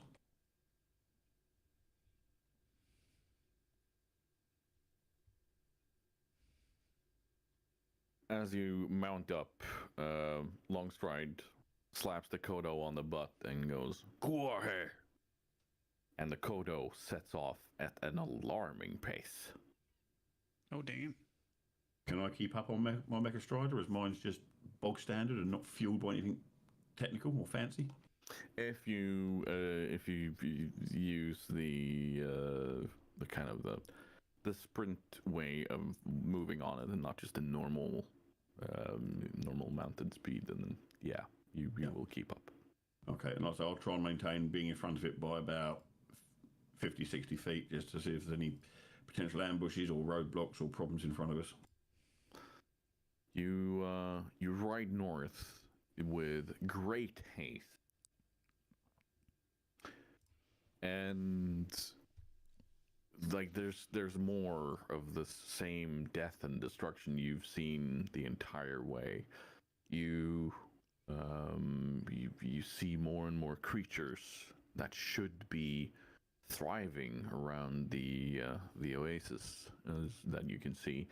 You can see that these areas that you would expect to be green, because there's clearly water holes and such, they are darkened. They are almost completely blacked out. There's a corruption in the land, simply put. And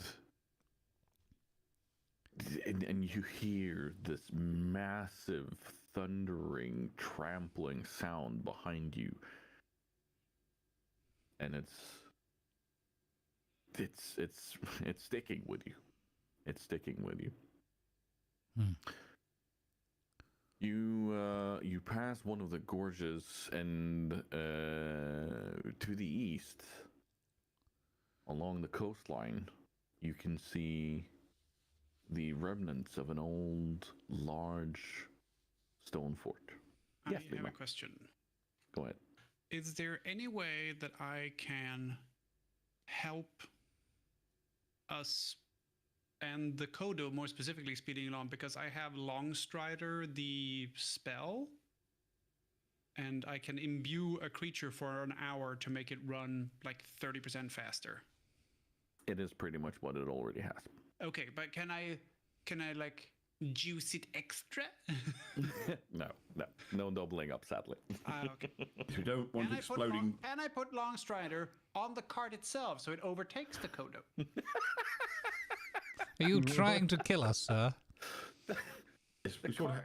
Cart's not self-propelled, you know. No, but it will be. All we need is a good hill. Are you trying to invent the SPG, the self-propelled gnome? Yeah, exactly. So all I'm saying is that I have grease so we can make it run smoothly. I have okay. Long Strider to make it run quickly, and I have Expeditious Retreat to make a safe get on and be able to get it off quick and when it goes to shit. I was very afraid of where you were going with that, Grease. Yeah. But no, there's no. Okay. Now I was just thinking if I could bring a little extra to it, but that's fine. If it was motorized in any way, then yeah, maybe. But no, you're. There's no way of helping it more, sadly.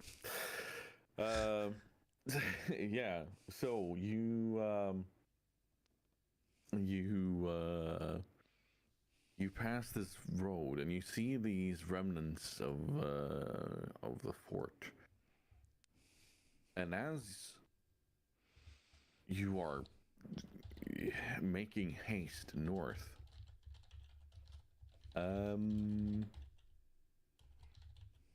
actually, let's have Doc look for it first. Doc, give me a perception, please.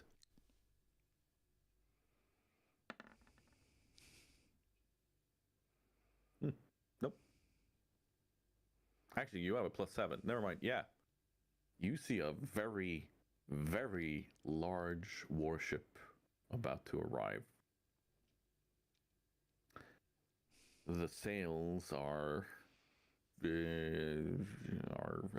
just like you are seeing them in their full splendor and glory, the sunlight hitting it, and it's a different sign that you've seen any of the warriors carry here. And there's a whole fleet of them arriving. Warships. Oh, interesting. What they? It's a baron, so they're not in. What, they flying or? No, these are sailing. Sailing. But this is a desert. Yes, but you see down towards the coast. As you're passing one of the gorges. Oh yes. I can see that. The Great Sea. Okay. So you are. Let's give. So you guys are right about. Let's see. Can I do a ping? Ping everyone. There you go. You're right about there. Right. Mm-hmm. And the warships you were seeing are arriving right about there. Oh, we can see that far? You see them down towards the coast. Like, these are not small warships. You see the fort, and you see these warships arriving. Would we recognize the flags or the sails as to anybody we've encountered previously? Yep. It has a very large scarlet flame on it. Oh. Yes. Crap. Yep. No bugger. What's the matter, Ragnar? You look upset. Well, they're not particularly friendly. And there's too many of them for me to take on. Otherwise, I'd go down there and investigate further. But, We'll send Dunbar down there. He's good at being not seen. Is he, though? Oh, he says he's good at it, but, you know. I think I'm pretty good. Well, I will remind you, you are mid-flight across the desert right now. They were flying, right? what we don't need right now is any more enemies. I agree with the explosive one. Yes, I think we should carry on travelling north. That's the direction that Longstrider said we should go for safety. You continue north, and is anyone keeping watch backwards south to keep an eye on this dust cloud chasing you? I would be trying to, yeah. Yep. Give me a perception, please. Okay.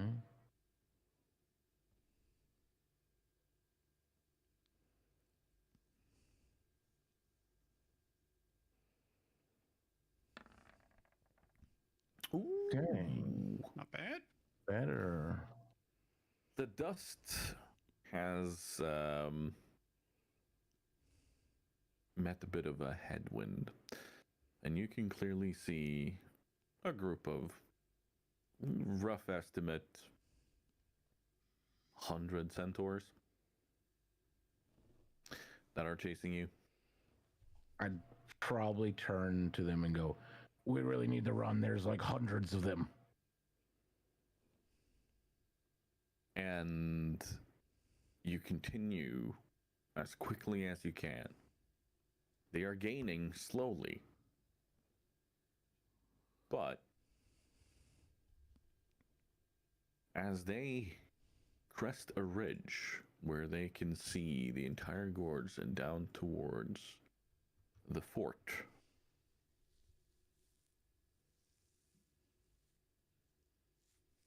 they stop.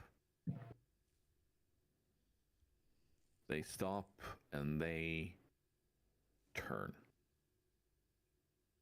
They go south. They clearly do not want to have anything to do with whatever is arriving at Northwatch. Do I see this too? Yep. You can all now clearly see these large warships arriving with the giant scarlet flame symbol on them.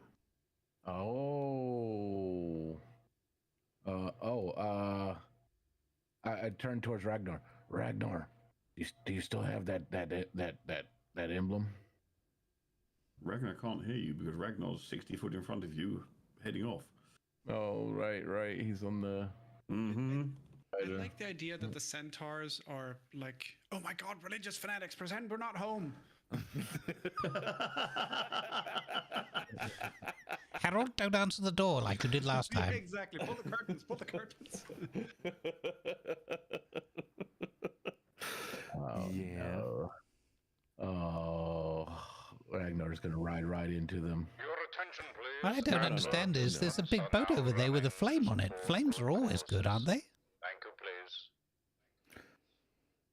So, Ragnar, how much have you shared with the rest of the group regarding the Scarlet Inquisition? That would be Sweet Fanny Adams. Well then. Then they have no reason for any sort of alarm. Unless you give me some sort of wisdom check as to why are the Kolkars turning heel. Does anyone want to give me a wisdom check?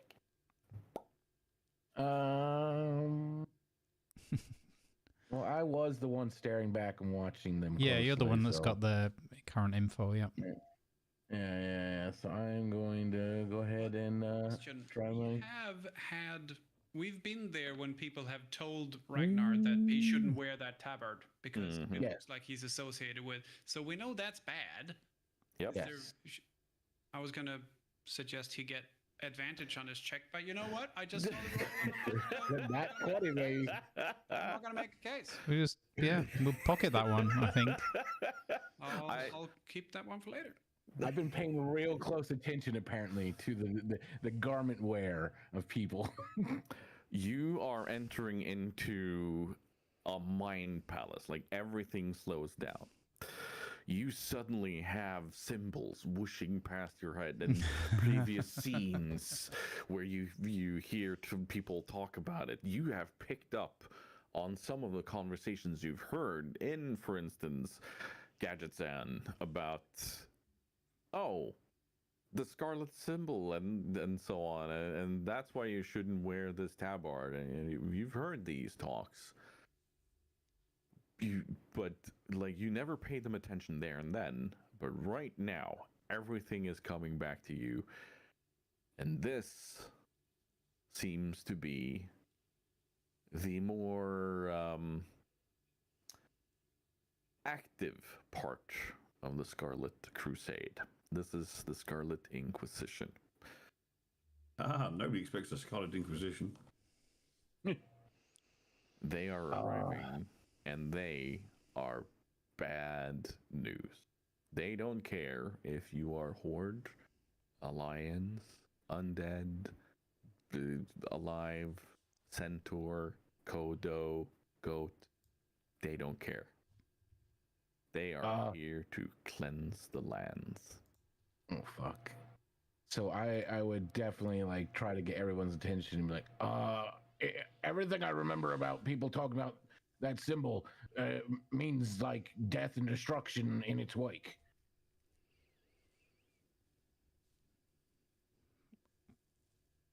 Well, that's not good news. I don't think we need. I think we need to not go there. I think we don't need to slow down at all. Let's keep going. That's the stop off at the beach for the day out. It's our beach episode, right? I think you turn and Fonkin just got this really disappointed face, look on his face, and he's holding like a little bucket and spade. Oh. Oh. You know, the Longstride is just he's talking to the Kodo in the language that is the same one you heard him talk to the other guards in earlier, Torahi, and urging it forward and just keeping up the energy, even though you hear the Kodo is tired. It is clearly struggling. It is worn out. But it continues on strong and just as vigorously as it has before when you've needed it. I've got some TNT left. If it wants a little slurp, it might poke it up a little bit. I don't think you want to give the Tauren or the Kodo tactical nuclear Tauren. I don't think you want to do that. Might have jet assisted from the back end. Might set fire to the cart, but you know, might trample you in the same way. Yeah. Now you ride north. You see more of these large oases on your left and right. You pass a rather large mountain where some of these oasis gatherings. What's plural? What's the plural noun for oasis? I think it's just oases. Oasis-EI. Oasis in Latin. Yeah. Okay. Yeah. Yeah. Okay. So it's not like a clouder of oasii. I think it's a puddle. A puddle of Oasis-EI. a puddle of oasii. There you go. A cluster. A cluster. Thank you. There you go. You see this? Oh no, it's a frond. Right. That's good. Because I like that. They have palms, so it's a frond of oases. Oh, I like that. I Yeah. like that. Oh, God damn! I'm so glad I have a back scratcher. By the way. Oh. Any man who loves having his back scratched and you don't have one of these, you are missing out. I want to point that out. Yes, I've got one. I had to get a really strengthened one because I've broken 2 or 3 from over vigorous back scratching because of my eczema. That's an untapped market for hula. Just make really fancy back scratchers on a lathe. Dude, yes. With like replaceable tips. That's not bad. That's actually really good. Back scratch up. Would he advertise them in his back catalogue? Nay. Get out. Yes. Anyway, you see this front of oasii, and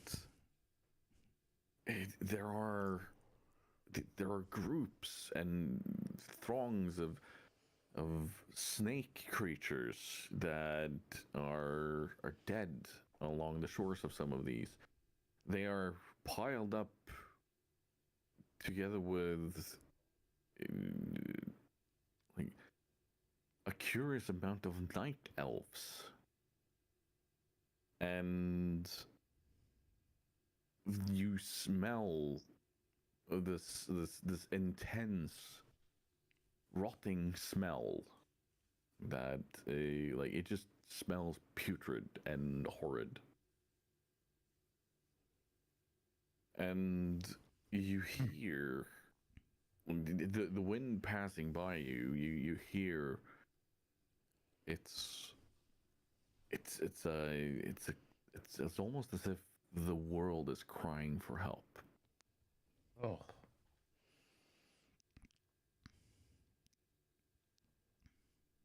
And there's just finally, nowhere good along this path, is there? no. It's grim up north. And finally, you are arriving at a place that seems to sit in the middle of a large crossroad. Oh, is it abandoned? Oh, I was wondering who was going to make the ghost town. All the Too stab. soon. Oof. I was going to say, is it full of ghosts? Oh. No, not It's no, not this, cool, man. That's way too soon. this crossroad has not been abandoned yet. But it is. Eco reference for those of you who don't get it. Yeah, Yeah, I got what it was. The vital throne. Hear faintly on the wind. Morning.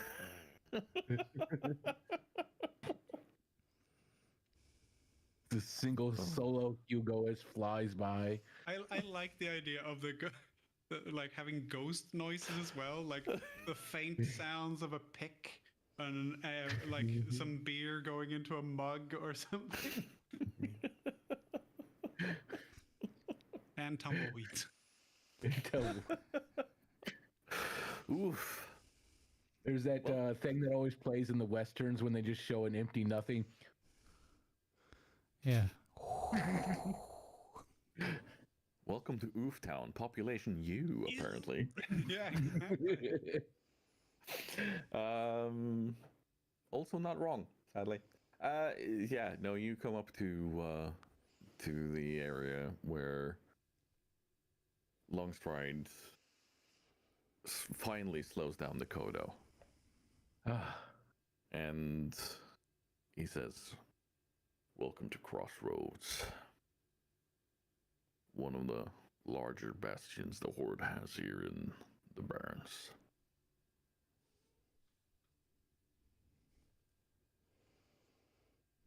He dismounts the Kodo and takes the leads and walks it very slowly up towards the guards. When you see so many guards, there have clearly been raids upon raids upon raids going on here. You see piles and piles and piles of centaurs outside. Wow. They're getting ready to burn them. You see piles and piles and piles of other, both these quill boar creatures that you heard described and saw earlier. You see these night elves that you also saw earlier around the oasis. There's been so many of them trying to break the crossroads. And in the crossroads, you see a mix of different soldiers, all carrying the mark of the Horde. There are undeads, there are not night elves, there are trolls, there are orcs, and there are taurens. And there's a large war band in the middle of the crossroads, all feeding and caring for their mounts. And on a makeshift stage of sorts, there's an old haggard orc in what is maybe some of the spikiest armor you've seen in a long time. He's carrying a very, very large axe. He's speaking in a gruff tone, but somehow also warm and encouraging of his warband.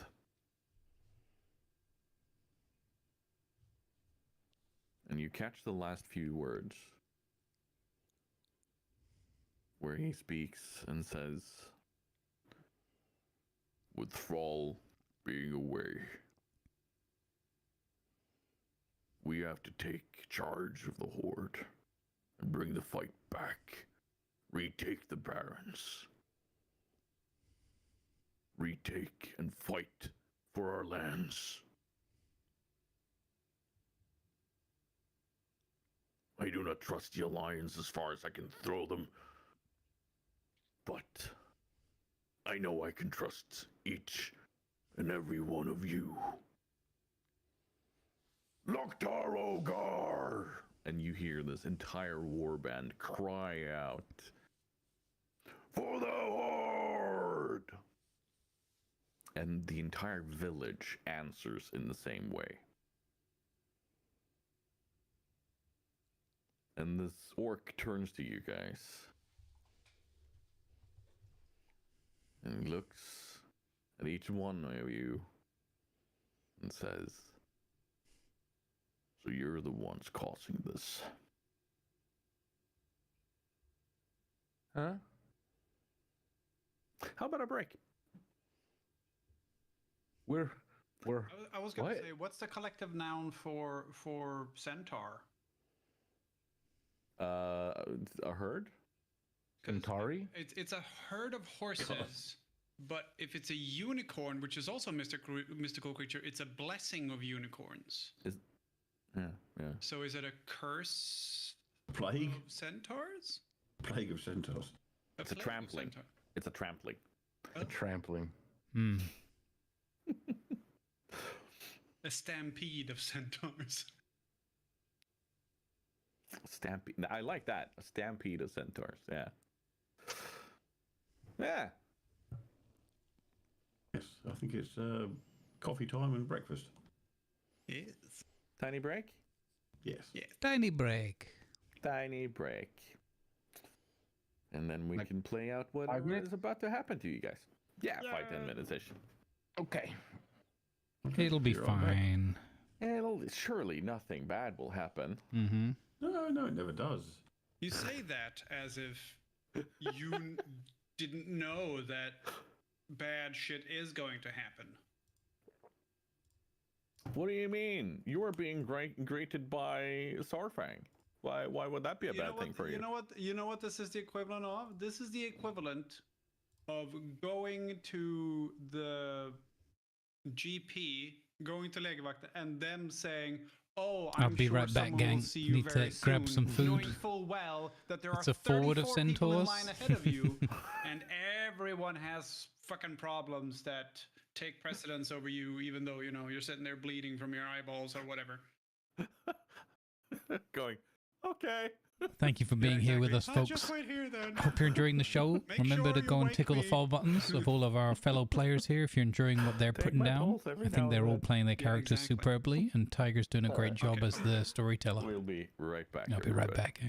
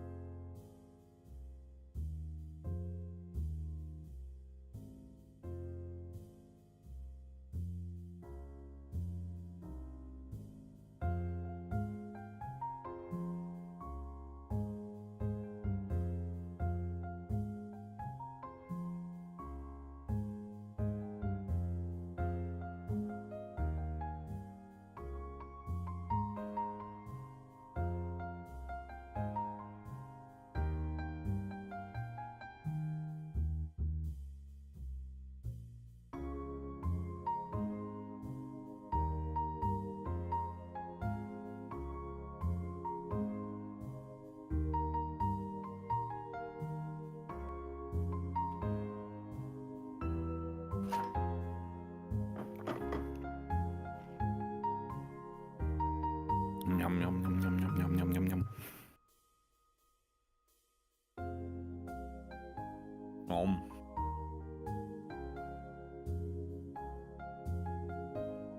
How are we feeling?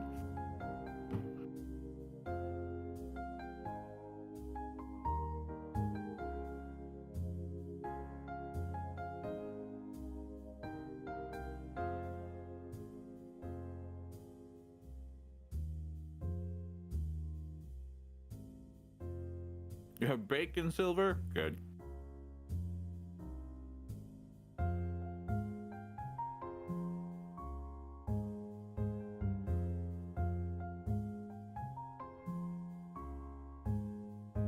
Any questions or comments from the players or audience? I'm trying to figure out if there's a way in Discord to turn off the green highlight on the speaker on the video stuff. People have been requesting it for like 5+ years since they introduced it. Just give us a switch so we can turn it off. And Discord's like, no. They're not even saying no, they're just ignoring people.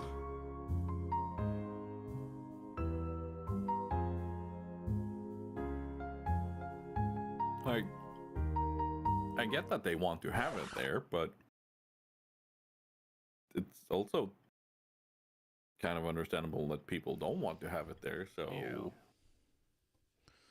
What's the harm in giving a very easy kind of function of saying, no, you don't have to show this. I've returned. Welcome back. Yeah, I've cut my the pictures for you all just enough so that you can't ever see the green edges. Yeah, I'm trying to do that, but it would be a lot easier if we could just disable the green edges. For sure, because the green edge is really distracting.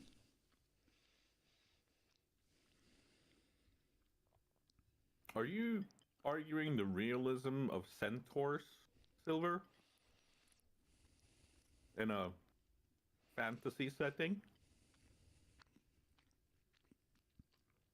I think he's asking a question. That's better. Food and a coffee. Nice. My immersion.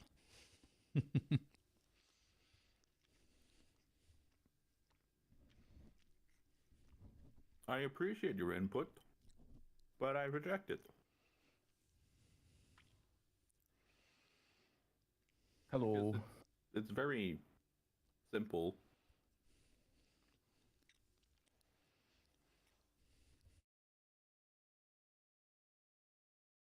Because if they had two hearts and everything in the setting, the party would not be having a good time fighting them right now.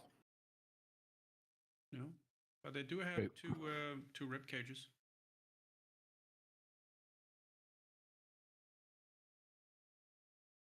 We talking about the centaurs? Mm. Yep. Mm. Which is a very disturbing image. That's a lot of ribs for the old barbecue then. I can never understand how a creature with two hearts can function, because the heart is already like a very intricate timing mechanism that requires it be right next to each other to do that timing. Well, there are things with more than one heart. Yeah, it baffles my mind though. Yeah. The best one is I can't remember, some squid or octopus that has brain in a donut shape, and the esophagus goes through the middle. So if it eats something big, it can give itself brain damage.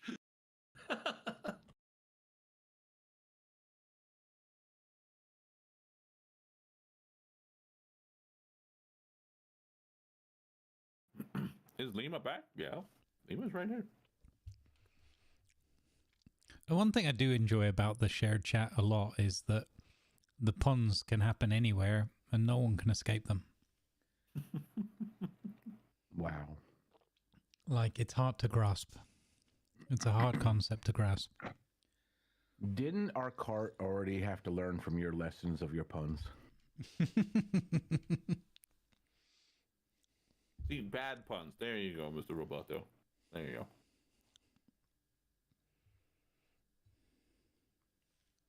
Yeah, I mean, There's gonna be a little hole in that cart forever. all them Centaurs trainers, it's pandemonium. Oh goodness. How very dare you, sir?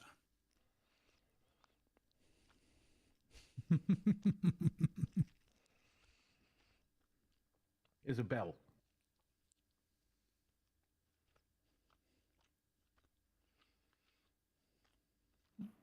Pundits are everywhere.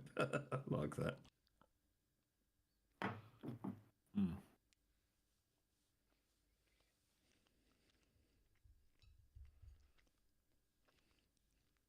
I saw a beautiful TikTok the other day where I think this has come from some sort of D&D talk setting somewhere though earlier, probably Reddit, where the idea was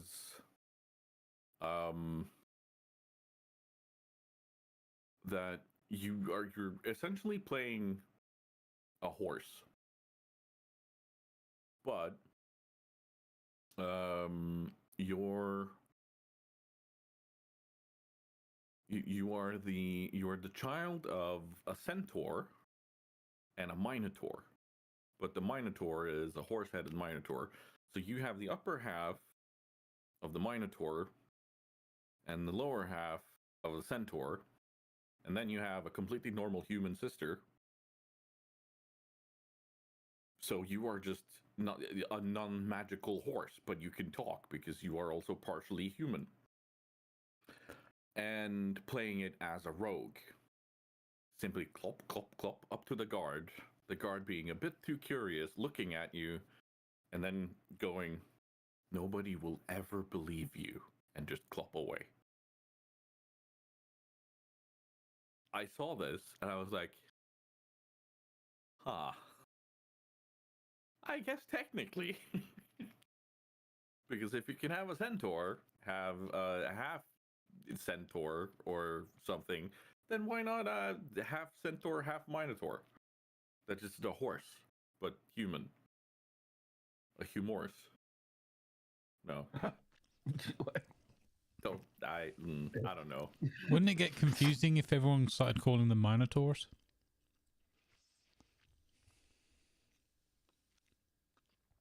No.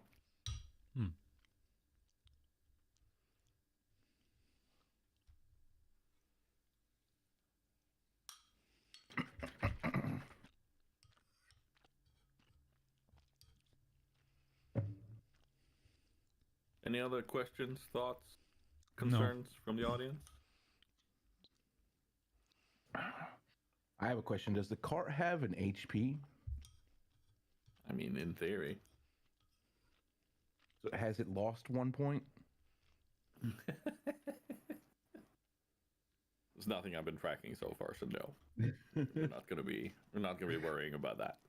I don't know how things work in Azeroth, but I guess technically it has KP.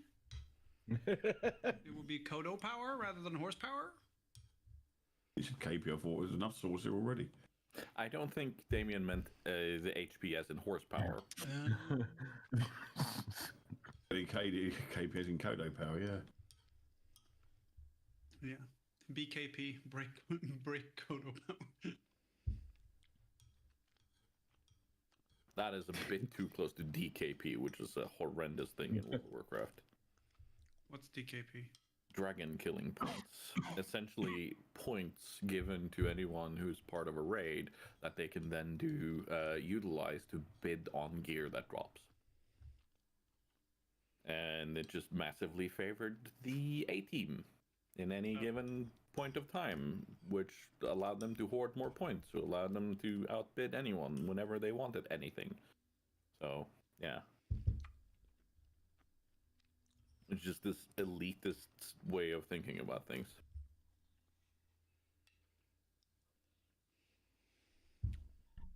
Favored the A team, does that mean it only happened when a plan come together?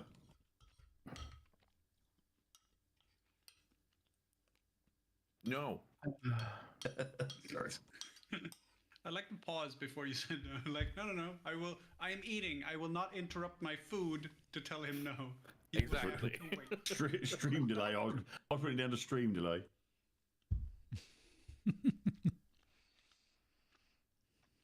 I will take my time to enjoy this orange before I deny you your fun. And I had a couple of cheesy baps with Marmite and an extra piece of a nice layer of cheese in a bit of mature cheddar. I ain't taking no DKP, Hannibal. I had like the boringest thing. What? I'm going to bed soon. No, even more. Just a single granola bar. I'm going to bed soon. Can't eat that much. That's true. I can't eat before I go to bed. It's lay there, not being able to sleep otherwise.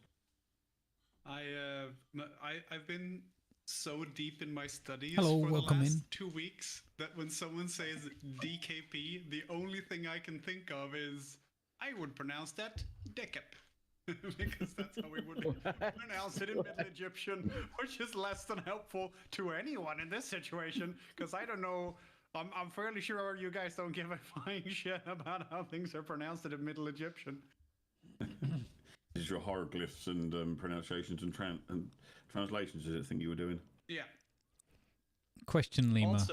Also, if you would like to know, there are several Ks. There's not one Hey, K. Metal There's Demon. 3, I think. Happy New Year to you, buddy. Good vibes. Thank you for the 100 cheer. We're not bringing the KKK into this. No, sorry. Oh, There's only wow. 2 Ks. There's kind of a Q and then there's a K. Thank but you they're for the cheer, both buddy. pronounced How you K. doing, bud? Thank you. Good to see you. There's 4 H's though, if anyone's interested. I got a Well, serious. that's the noise Ivan makes after he tells a joke. What? What? Serious question for Lima. Mirror? Have you ever been late for a lecture because you were walking like an Egyptian? No, I don't wear bangles. Oh, damn. Nice. How prepared were you for that one? I know, it's just like the song, and Yeah, fair enough. also has a very, very silly music video for it. But it's they're just walk up to random people in the street and tell them to walk like an Egyptian, like across the road, and they film it and made a video out of it, and then they cut together like old pictures of like Princess Diana and at the time Prince Charles, and then just make their arms go. Question is, as you're an Egyptologist, did they actually really walk like that? No. The thing is, if they're portrayed that way sometimes on in wall art, Or but on if you look pictographs. at it, it's always like they're facing, say, right, but only parts of them are facing right because the eyes are facing outward. So it's called profile and frontal. So it's profile head, but it's frontal eye. So the eye isn't drawn as you would see it from the side. It's drawn as if you would see it head on. And is there a particular reason why they did that, or? Probably for clarity, because it's easier to see certain things that way. And you also have, like, some things are behind others and some things are always in front of others, and etc. etc. I hate when my frontal eye gets blocked.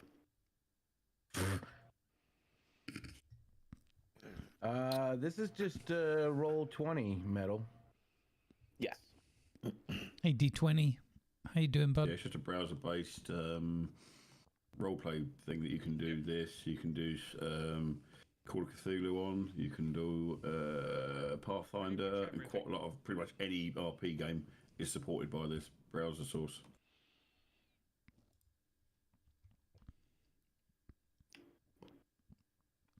It's just the easiest way for us to all play on here. We all club together and bought lots of bits and bobs so we can have a bit of shenanigans. Yep, just a map Yes, I arena. find it very much. Reckless, get out. But also, like, the torso would also be frontal, facing outward, and the hips, but the legs and the feet would be Hey, Ratty. profile, Good work. facing sideways. That's Ratty. weird. I've seen that. Ratty. Stop. It's good to have Ratty here, isn't it? Stop, Ratty. Yeah, I mean, at least he makes our puns look decent. Yeah. Oh. Can't get much lower than Ratty's puns and jokes. Our puns look good in comparison. Yeah, exactly. Right.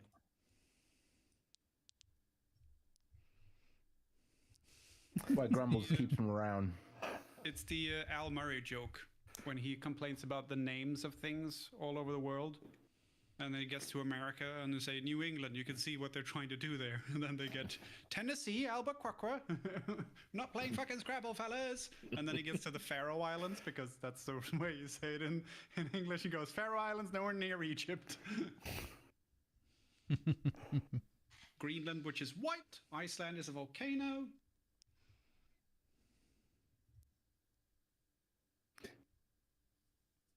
Iceland's a volcano.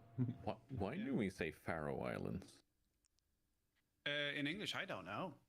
No, I don't know. I mean, it's not spelled with a P, it's spelled with an F, isn't it? It's fair, F, and then Which the A with the means out. island. Sorry? I think it means island. Fair, does it? The islands. Yeah. I think it I does. mean, the Amazon River means the river. The Sahara Desert means the desert. Yeah. Torpenhow Yeah. Hill in England is hill. Well, that's kind of like a bit of an urban myth. There is kind of a thing there that could be it, but yeah. Yeah, okay. Well, Tor is hill, Pen is hill, and How is hill. And then if you call it hill in English, then it's a tautology a couple of times over. Yeah, no, it's there is an actual place that could be named that if they wanted to, but I don't think it has an official name yet. But they really want it to be. Also, so. the town next to it or the village next to it is called Trepanau, I think. Yeah, which is yeah. like the origin from the other one. Lateral with Tom Scott, everybody. Beautiful. Oh yeah, he went there. Yeah. Yeah, he did. He did a take walking down the hill, as I recall. Yes. Okay, I'm gonna put my hieroglyphs away now. Okay. Are we all back? I think so. Yep. Speak up if you're not here. Funkin's still down there by Northwatch. Gonna get caught by the Scarlet. No. How do you get caught by the Scarlets?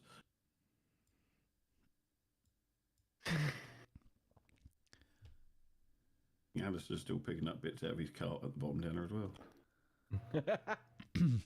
That's impressive because this cart isn't in crossroads. If I thought of this one while I was on break. right. If Funkin dies, my next character is gonna be a centaur bard who only raps called 50 Cent. No. 50 cent. I think Tiger's had enough. That's it. Funkin's immortal. Yes. I'm not having anything of this. Like he's immortal. He can't die. What, immortal danger? Well, I mean, Nice, Metal. That's now cool. that you present Yeah, that we're as playing an 5th option, edition sure. here, but not the revised, not the 2025 or whatever it's called. Oh, nice. That's cool, This Metal. gruff orc looks at you and grunts. So, what do you have to say for yourself? Speak up.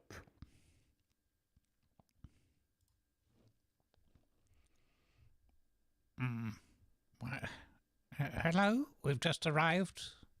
Bit of a rough ride. What do you mean this is our fault? When you arrived is when Thrall went away. That's when the dragon became more active. That's when all this started happening. I am losing people thanks to you.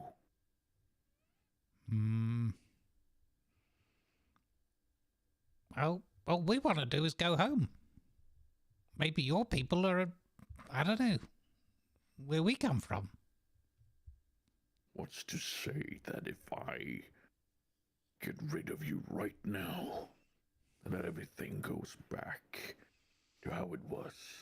Give me one good reason to not do that. That won't stop the Scarlet that have just landed on your shore. What do you mean? Massive battleships carrying many men. Where? North Watch. You see all of them kind of. There's an eerie silence and slight murmurs in this warband. This old, haggard orc squints his eyes at you. And then Thank you, Silver. he looks towards Appreciate one your of kindness, the buddy. wyvern riders sitting next to him. And he makes this gesture. He just kind of points to the sky and points towards North Watch. And I like this 5th armored edition, wyvern but we're mainly, with, I'm here with this for the orc on its storytelling, back so takes off and I'm not too flies worried about the south. system per se. The way we do it is less dice, more story. I guess we'll I don't really just know the have previous to edition, so- see if you speak the truth. If not, you will be punished. From best I could see, they were just starting to land. So if you're fast, you have time to make preparations.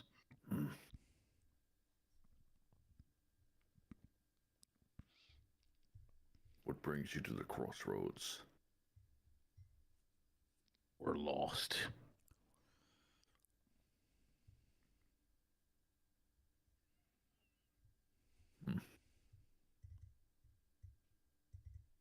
Longstride, Loktar. You see Longstride kind of perk up and do the horde salute. 2 pumps to his chest. Loktar.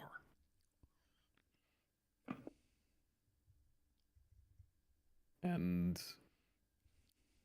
they exchange kind of like a nodding look towards each other.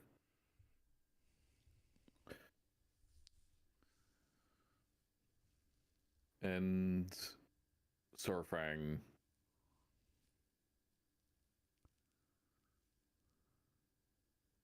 just looks at you. He studies you. Like, it's more inquisitive rather than it being that of animosity right now. Clearly skeptical, but yeah.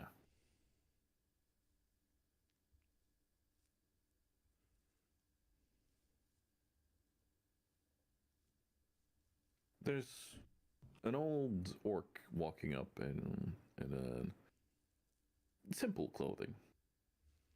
He has a fishing pole on his shoulder. And you can see he's kind of like being a bit like, what's going on here? As if he hasn't seen anything. Like, he has been completely in his whole old world for a long Is he coming up? He's like, good day for fishing. Yeah. No, not quite there. He's not quite Balin. Nice fishing, isn't it? He walks up and just kind of looks at you guys, looks at the warband, and then he's just like,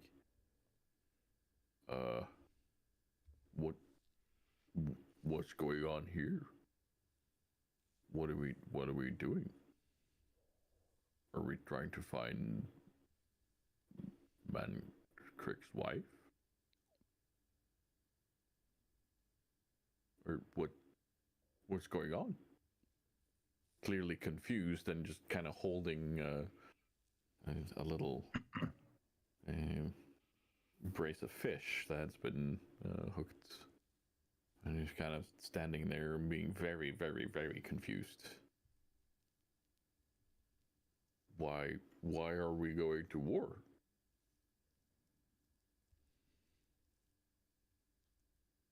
Well, someone's had a very good nap. Yes. And we're out fishing for the deviant fish, and now everything has changed. Well, good news. There's prime fishing in the Thousand Needles now. He looks at at you as if you are crazy. Like, there's no place you can fish in Thousand Needles. Ah, and then Alistair takes his pipe out that he's smoking now and points at him and goes, "There was no place in the Thousand Needles to go fish. Now you can fish all over the place."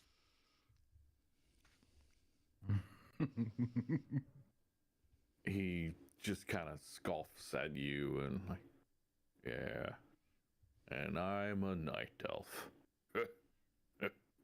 And he just kind of walks straight through the crossroads. And then, You're a regular guy. and then Alistair kind of mumbles to himself, "Well, from certain angles and a certain distance." And I go, I did wonder what that smell was. On like a deserted beach and no other point of reference, you can't tell the size. Maybe, yeah. Looks good from afar, but it's far from good looking.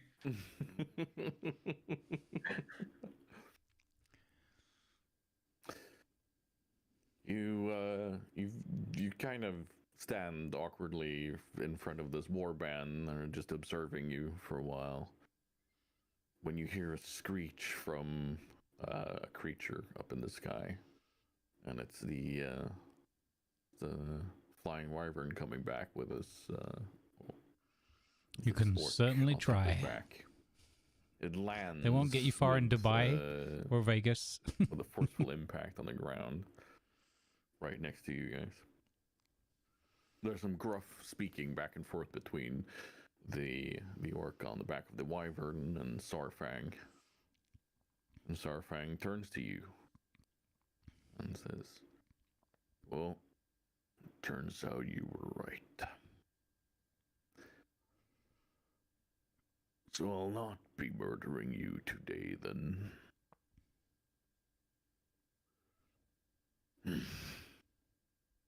Shame. I was looking forward to this. Turns out we're going to have to send you somewhere else.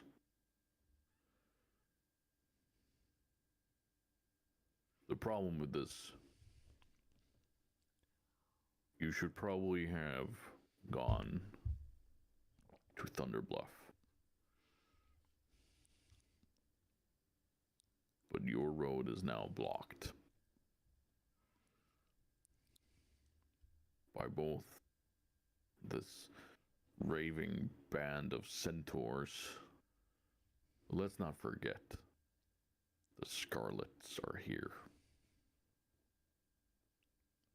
With him saying that, Ragnar sort of looks at his tabard that's hanging over his Mechastride and just sort of innocently looks into the sky and sort of whistles.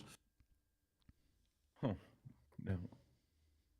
So, Thunder Bluff that way? And then Alistair's kind of grabbing the reins, like, before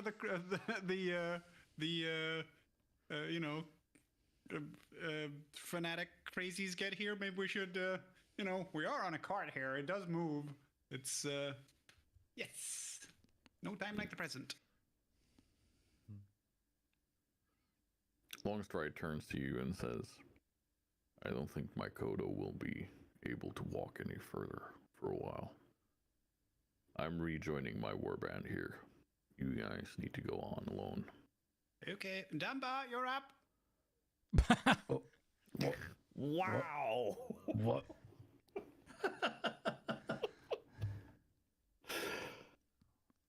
Your best course of action here. Go north and then east into Durotar. Get to Orgrimmar. Then get on the Zeppelin and goes to Thunder Bluff. I thought it was... What, isn't it that way? You would need to go west at Cap Tarajo. Do you want to go south again towards... No, that's an awful idea. Okay, north Exactly. it is. North and east. Yeah. The next split in the road is to the east. So if you continue north, then take the first to the east, you'll be passing over into Durotar. I have a question. Yes. This cart, wagon, shall we say, that we have... Doesn't want to leave it. The wagon... we have, I think, 2 functional Mechastriders, or do we have 3. 3? We've got 3. I know we all go Get in. up to the Mechastriders and then use the Mechastriders to pull the wagon. Yep. Exactly what I was thinking of doing. Yeah, because that, I mean, otherwise we'd have to leave it, and I don't want to do that. If you used your one and Dunbar's, if he doesn't mind, I can still scout ahead on the third one, which is mine. Yeah. If only we had 4. Yeah. Yeah, well, if you hadn't have blown yours up, it would have been fine. You know, if you will try to cheat whilst in these races just to make 2 gold, What? and then detonate in the distance, you know. I did no such thing. Wow. Let's have a bit of an insight there and a bluff, shall we? Yeah. Yes. I Let the think truth it- come out. Stop blaming us. Yeah.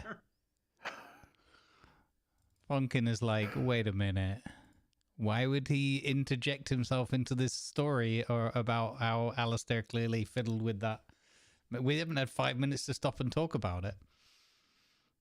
Let's start with a bluff from Ragnar, shall we?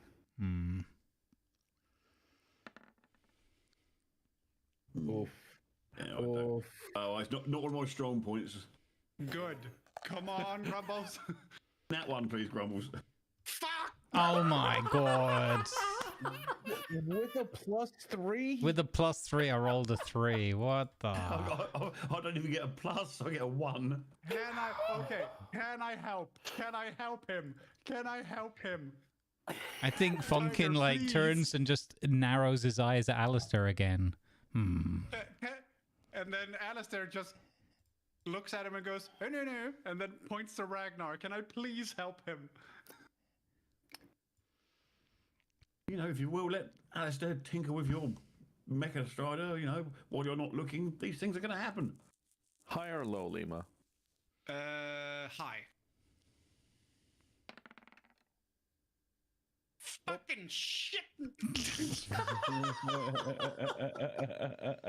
Double ones! Why not? Fonkin casts prestidigitation, and Lima's bit of bacon he was chewing on tastes like fish.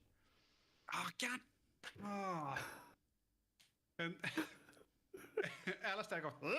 Yeah, pickled herring, whatever it is. Yeah. So like exactly. No, some pretty extreme, or the fermented herring. the Like buried really nasty, shark thing. You know, the stuff that comes in a sealed container. Yeah. That's the one I'm thinking of, whatever it was. For some reason, a best before by date on it.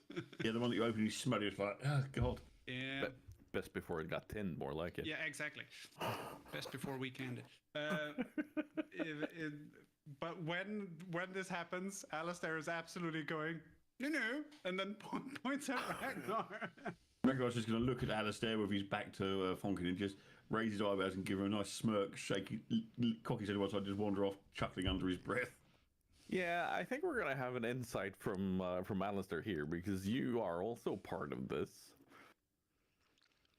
I don't think I'm good at this. Oh no, I'm trained in insight. Hello. Hmm.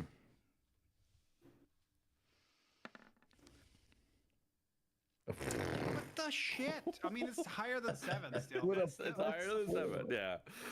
But like you clearly know that this is a lie, and something's up, and there's no reason for this to just naturally be part of the conversation without there actually being something. Yeah. So now, do you want to use a persuade or something like that to try to? I would love to use a persuade, and Thank you, please. I want to use the logic of he who smelt it felt it. Okay. With your record, we're always smelling it. Well, let's see. I want. What's your persuasion? Yeah, persuasion was.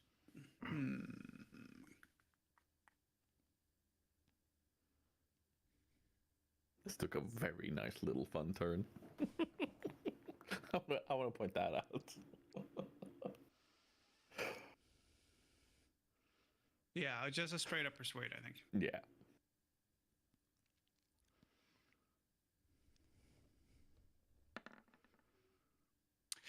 It spun on the 18 and fell over to the 2. Oh dear, I don't think you're very convincing there, I Alistair. shouldn't have zoomed in. Why did I zoom in? I would have been fine. Look, Yeah, you shook it somehow. I don't know why you're quite being so frivolous about all of this, the pair of you. I nearly lost my life in that explosion. And then I had to rescue you all with my floating bubble. And this is the thanks I get for it? It is a nice bubble. Yeah. He's turning to walk off in a huff, and then he stops for a second. He's like, thank you. And then carries on walking off in a huff. I love the idea of being very, you know, very like miffed, but also he's got manners, so he's not. Yes. He will acknowledge the compliment. Mm-hmm. Yeah, you. Well, that. I mean, has the situation changed? Fonkin still thinks that I did it. Yep, it seems that way. God damn it! I think so, but he's also like, were they in cahoots? Was there some sort of gambling angle to this, or like, because he saw the betting going on and all sorts of things? Like, not with you guys, but it's like, there's so much happened, and now he's still like, I nearly died in that incident. Can I sort of use my influence now to try and influence Fonkin to point out it was Alistair? So I think Fonkin's walked off at this point. He's like, maybe he's getting in the back of the wagon and like in a huff. Like, we rolled 6 rolls, and we got a 6, a 3, 2 1s, a 5, and a 2. You fail. Do you know the only good thing is at least it happened in this scene and not like while we were fighting all the Oh, centaurs and you think that because we're all low now, we won't roll low later? I mean, isn't that how? Okay, okay, you're right. Karmic dice here. This is You're right. Dunbar's in the party. It could still go low. Hey, I rolled good. No, you did. You've been rolling great. That's why I know all this knowledge that just helped us get on their good side. Yeah, true. Having Sinfonking sulk off to the back of the wagon, Ragnar will trot around on his mecha strider to the back and pull out a smaller tankard and fill it up with a nice mellowing ale and pass it Fonk and say, "Here, have this. Calm down and calm down. It's not a problem. It's Alistair just tinkers with stuff and." He just thinks he's a genius at everything when it comes to mechanical stuff, and he made a mistake, that's all. And unfortunately, luckily you survived. You had the ability to survive, and no harm, no foul. Could You included the make a mistake. That's a lie. Deception. That's that. Oh no! Oh No! my god! No. Wow, Pardon? Sorry, folks. doesn't matter what I Sorry, roll. Tiger. He slipped it in so perfectly, you didn't even hear the possible lie. This is fucking bullshit. Nothing I can do He about was that. just shot himself. You know what, Ragnar? You're exactly right. I'm very upset at the pair of you, but more at him than at you. By rights, I should turn this away. And then he waves his wand, and a magical curly straw appears that just goes into the drink, and he starts drinking. You get slurping straw sounds as he starts chugging this drink back through a bendy, swirly straw. Didn't you get the number of that wagon that just ran Alistair over? Was it his own wagon? Nobody got the number because it was written in dwarvish runes. Now, with this wagon and you wanting to drag it,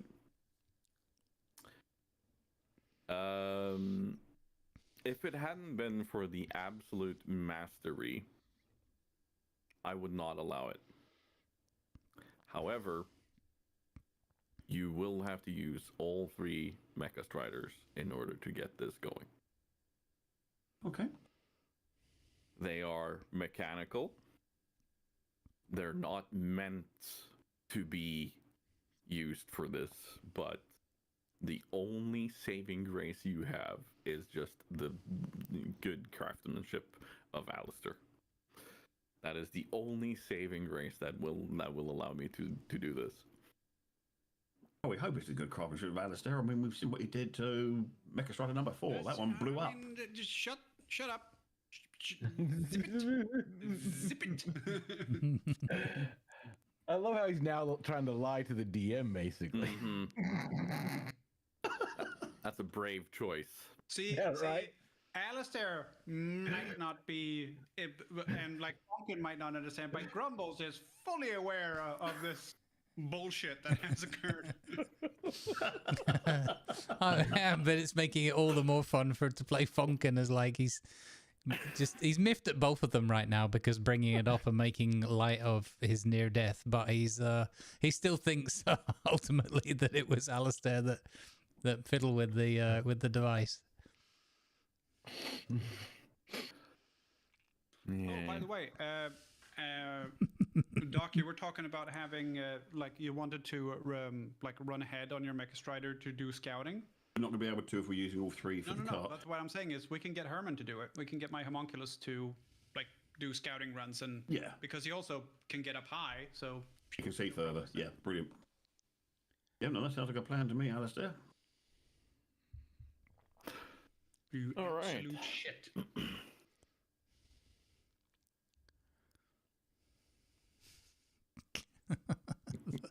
Those rolls, man. It's insane. I was gonna have you roll to see how well that went, but No, as soon as I saw it, I was like, no, he just Yeah. because Yeah. also because Fonkin's just a bit like miffed in general, so he's like whatever, he's sulking, sopping on this drink. Yeah, you mount up and you rig up these mecha striders, and you're able to find a way of connecting them. But seeing as you can't take a long time to actually do this in a super proper way, it's not going to be as fast as the Kodo. It's not going to be as smooth, but you are going to be able to do it. If you had longer time to go about it, we would do a similar kind of thing that we did last time. But you do not seem. I mean, you have the time at I place was to do thinking it. that we had the Kodo, like with a essentially a pole on either side with a harness in the middle. Yeah. So if we do the pole and then have Mecha Strider pole, Mecha Strider pole, Mecha Strider. Yeah. And then going forward like that. Also, they're made to race. You know, they're made to carry one person, not to drag a cart. So that's fair. So you get going. You start north. And nature here seems to be less affected than it has been further south. It's as if there's a corruption that is spreading from wherever Deathwing has been. There is a deep-seated corruption within him as a dragon soul, as an aspect, because he is the aspect of the earth. So it seeps through, like the corruption that sits in him sits in the land now, and is spreading from wherever he has been. So you are traveling north. You come to the little crossroad. You see there's a road leading north and one leading east. Further east, way down the road, you can see a little watchtower. It's near a bridge that is going across a quite wide river into. So you're coming from a very bright sand, a very bright hard ground, but Durotar that you see across here, dark red.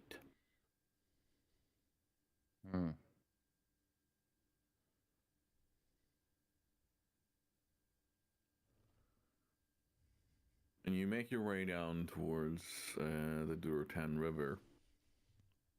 And the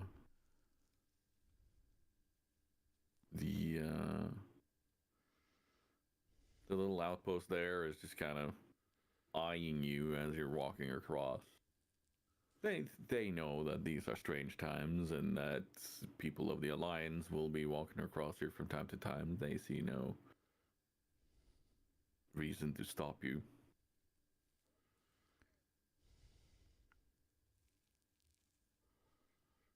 They just kind of give you the side eye as you're walking past. You get into Durotar in the orange and dark red hues of this land. You see large scorpioid creatures walking here and there. You see some Kodos. But there's nothing out of the ordinary.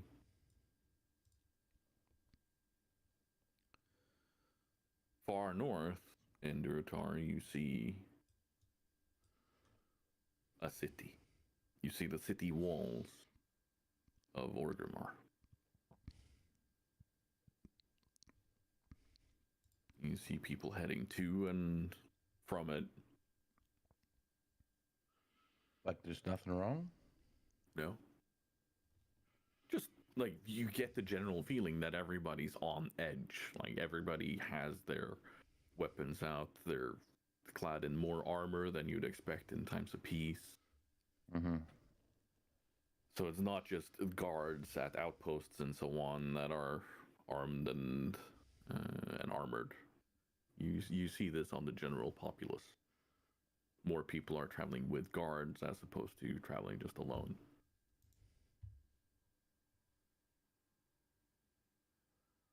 And you make your way up towards Orgrimmar.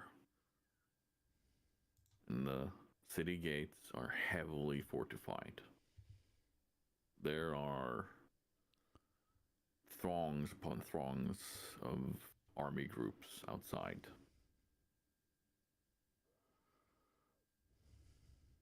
And you hear a large horn as you approach the gates. And a dark, huge shadow passes over you. You hear a mechanical whirring from a large propeller, and you see a zeppelin that has no reason to be actually staying in the sky, but somehow it is. Is it like not inflated or? Oh, it is. It's inflated, but it also has so much reinforcement. Oh, I see. Along Like the weight-wise. Okay. yeah, Sorry, both sorry. along the carriage, which seems to be just the hull of a ship, like a large galleon type carriage that it's using, and there's metal reinforcements and spikes around the entire balloon that is above it too. And it's arriving in Orgrimmar. It has a large horde symbol on the side. And as you're coming up to the gates, there is a very ornately armored orc. Scars across his face, like he's clearly been in battle a few times. He greets you. Loktar. What brings you to Orgrimmar? Funkin prestidigitates to clean up Ragnar's armor so he looks glistening and shiny.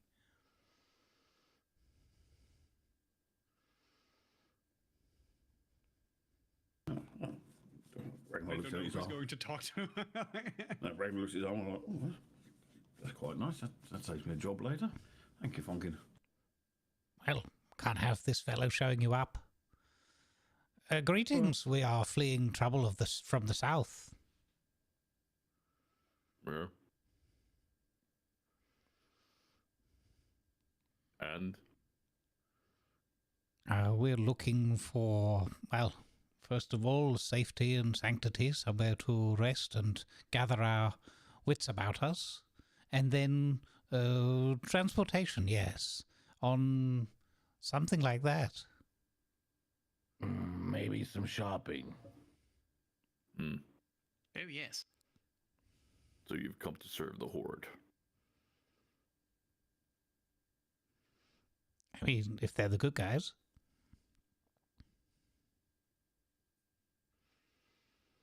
We don't like those purple flame fellows. And we're not big fans of the centaurs. It's absolute asses. He narrows his eyes. Purple flame? What were they called again, Damba?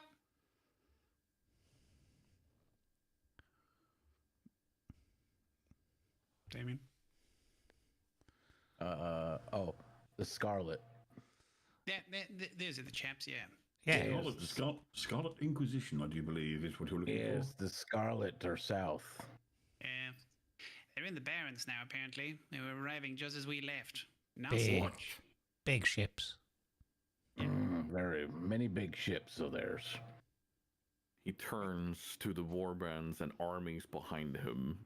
He draws out a very large horn and blows it. And then he says, "You, into the city Now. Righto. I don't know why he's clicking with his tongue, but apparently that makes the Mecha Striders walk as well. I get the idea. It's that or like binary cant or something. See the Mecha Striders bobbing their heads a bit.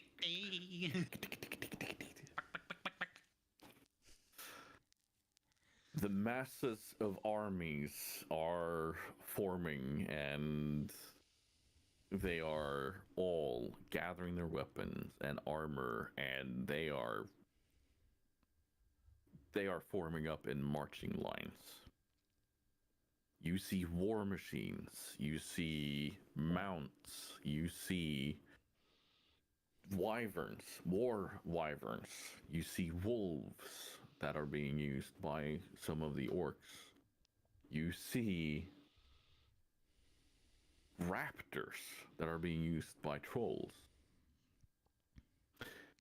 You see kodos, war kodos being used by the taurens that are amassed here.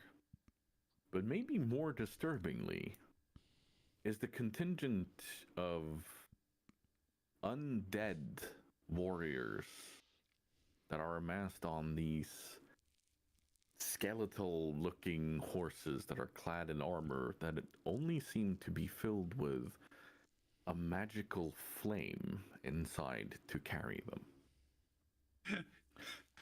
Alistair is looking everywhere except the undead guys. It's a case of don't look. Don't look. Look over there. Look at that, Alistair. They're just I don't see bones. anything. And he's puffing on his pipes at the same time, puffing furiously on his pipe at this stage, I think. Remarkable. Together with the contingent of the undead, you see a few of them that are walking around a little camp where there's large stills set up. There's alchemy sets. And they are walking around in robes and with their gear, and they're pouring things into small grenade-looking canisters made of glass, seemingly. You see this green liquid inside of it sloshing around, and some of them are studying it, and you hear this guttural speech from them, between them, and there's cheering. And one of them has no bottom jaw. You just see the tongue hanging out. You clearly hear the guttural clicking and speech from him to the others, and he seems to be leading the others. And as you're passing, there's a large banner above this little piece of the camp where it says, "The Undercity Royal Apothecaries." And you pass within the gates of Orgrimmar. You come into a bustling city, chock full of all different kinds of people. On a large spike to the right of the gate as you enter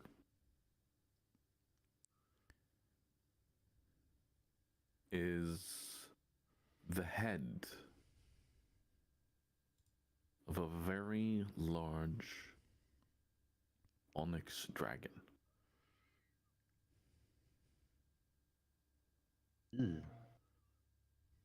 You see masses of people are both in reverence but also kind of showing their disgust as this dragon. You see people ride back and forth walking, and a bit further down you can clearly see a sign that says tavern. I pull up immediately.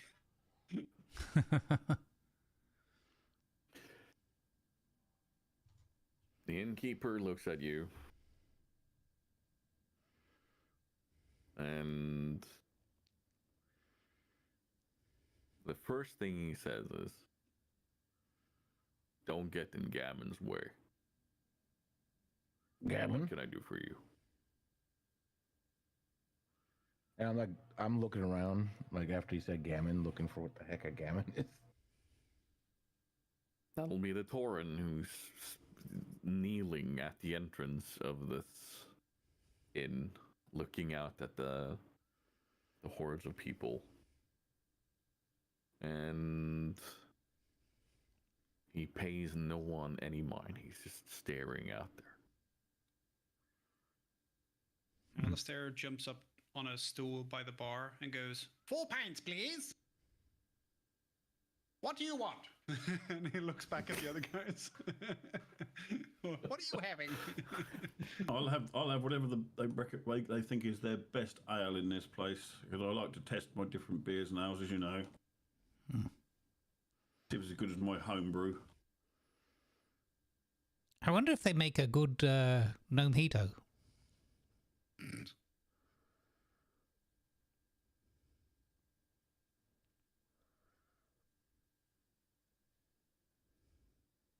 The innkeeper is just looking at all four of you. You only here to drink, or do you have business here? Do you need to stay here?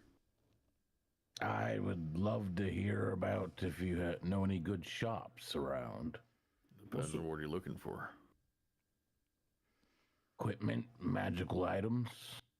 Oh yeah, we have plenty of those. Anything special you're looking for?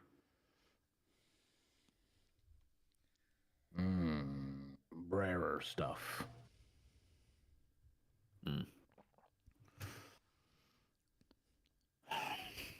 Yeah, I think we can find something for you.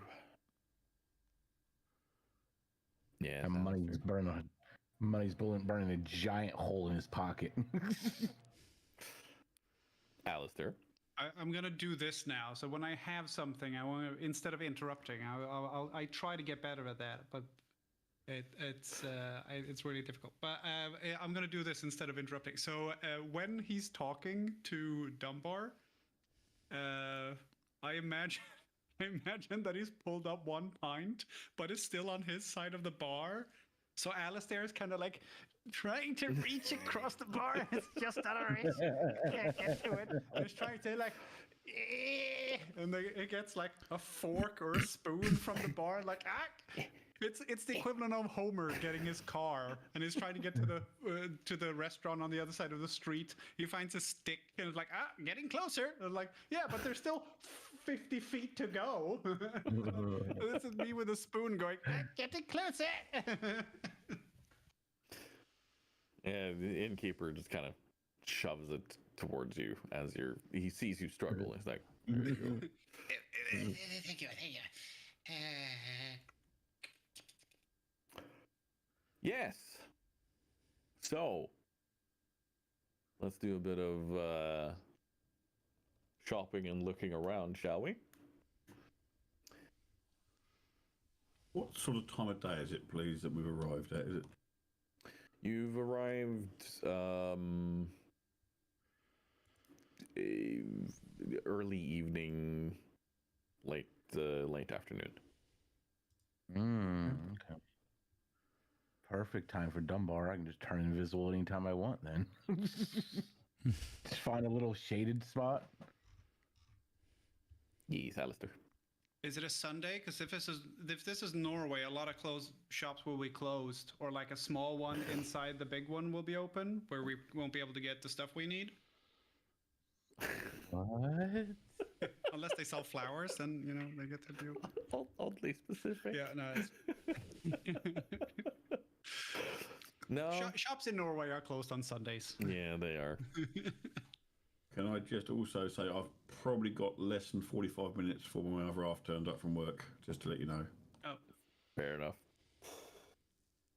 In that case, we're gonna round it off here. With you guys arriving in Orgrimmar, and we're gonna allow players 1 day shopping and looking around before going to Thunder Bluff. I was gonna say you talked about magic items last time. Yes, I have. Would now be a good time to actually lore-wise, like RP, get them Yes, Yeah. in Orgrimmar? That'd be cool. definitely. Supposed to be a major center from what I remember.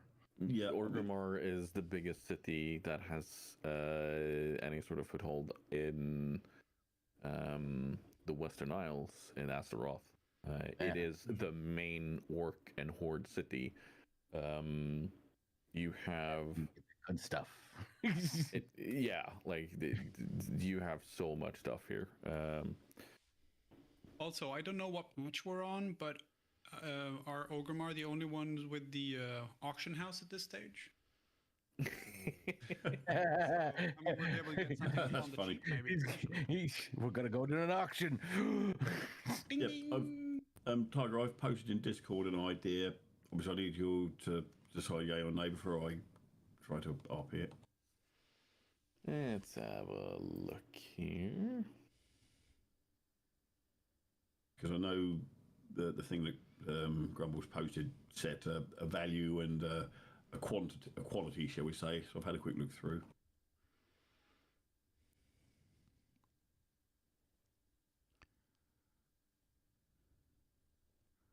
Yeah, that sounds about right. What you asked for there. So you could get.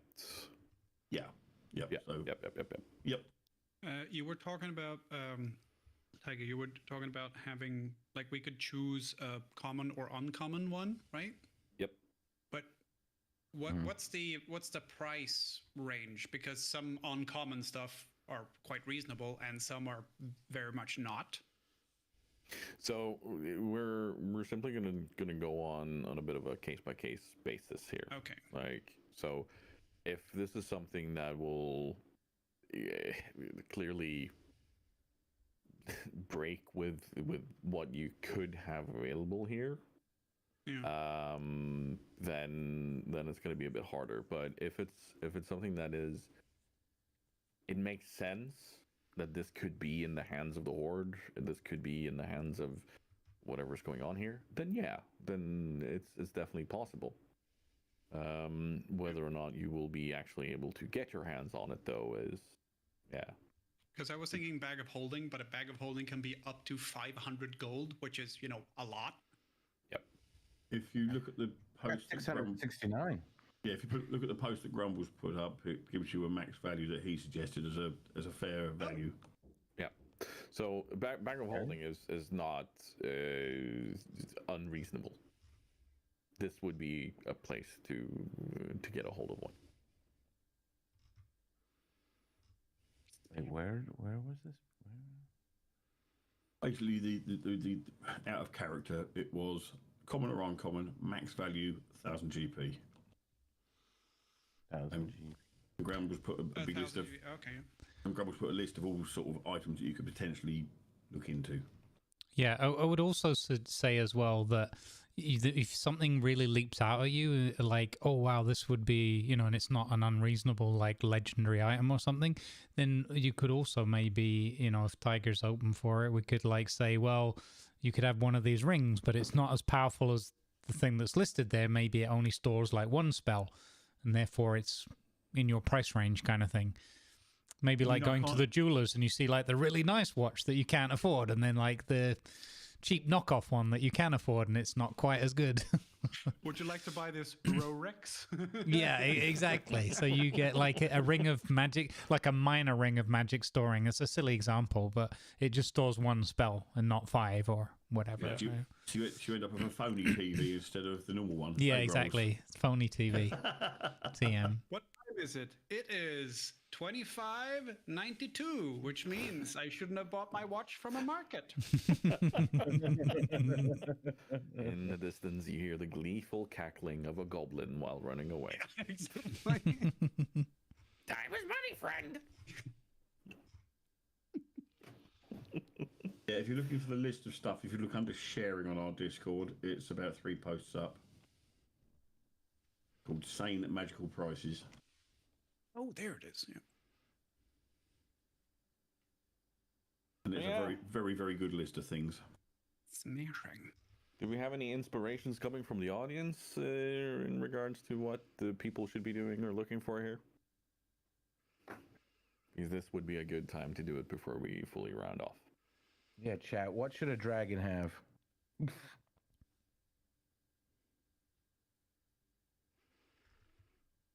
I did look through quite a few of them. It's just like I don't know, like I was going to go for a new brand advert for your Dragonborn. TNT gives you wings. mm, I'm not sure if we should use that certain phrase. I think that's owned by a certain major company. Yeah. So that's what I was. Unless we're vying for a sponsorship, in which case, I'll happily switch that out for this Baraka water. TNT gives you launch capabilities. TNT makes you airborne. That's close enough, right? Princess Foreign allows you to fly. TNT. The only way is up. And underneath in small print, warning: the only way isn't up. Warning: gravity disagrees. Yeah. There's a "This Way Up" logo on the bottle. Flight times may vary. Your mileage may vary. Yeah, there you go. I have to say, by the way, my favorite thing of this whole thing was the fisherman out of nowhere. Tell me he was scripted, and you just like, you know what? I'm gonna fill some time with something random. Yep. No, I had fully planned because he came from the Wailing Caverns where he had spent days upon days upon days upon days fishing for deviate delight. Which is a well-known thing in World of Warcraft for those who know it. In Wailing Caverns, you can catch a fish called the Deviate Delight, and if you eat it, it gives you a weird magical effect. And if you have the recipe called Savory Deviate Delight, it will do wonderful things. Like my undead was turned into a ninja costume man, or you could get a pirate costume. Yeah. And it had different effects for everybody, and it was so fun. One of them was just a skeleton, right? You turned into a skeleton. Yeah. Just one of these kind of bog standard skeletons. It's fabulous. So great.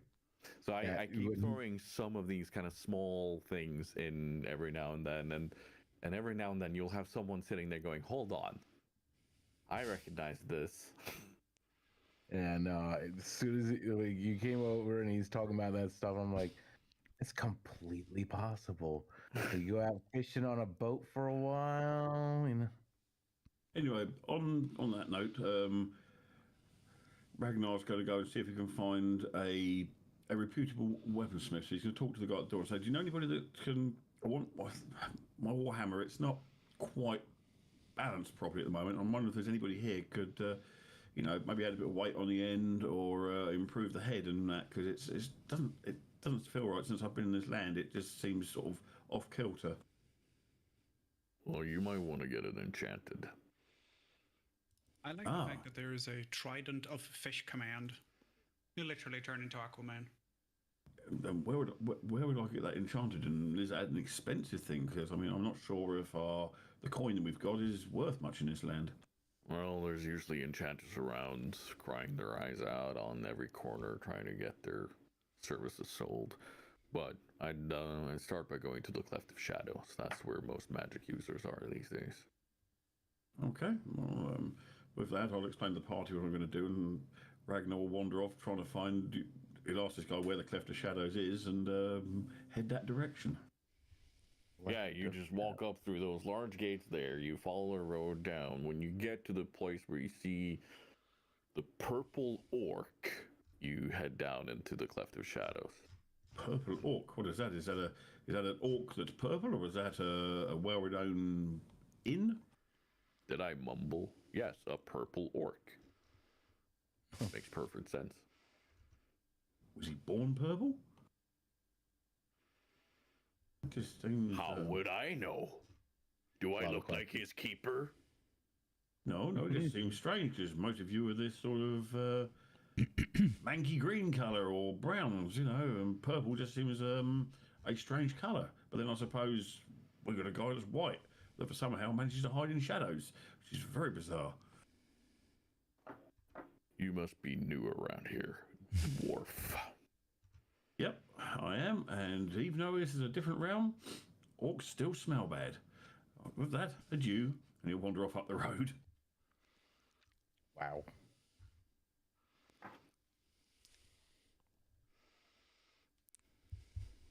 We're not in Warhammer. Purple isn't stealth. No.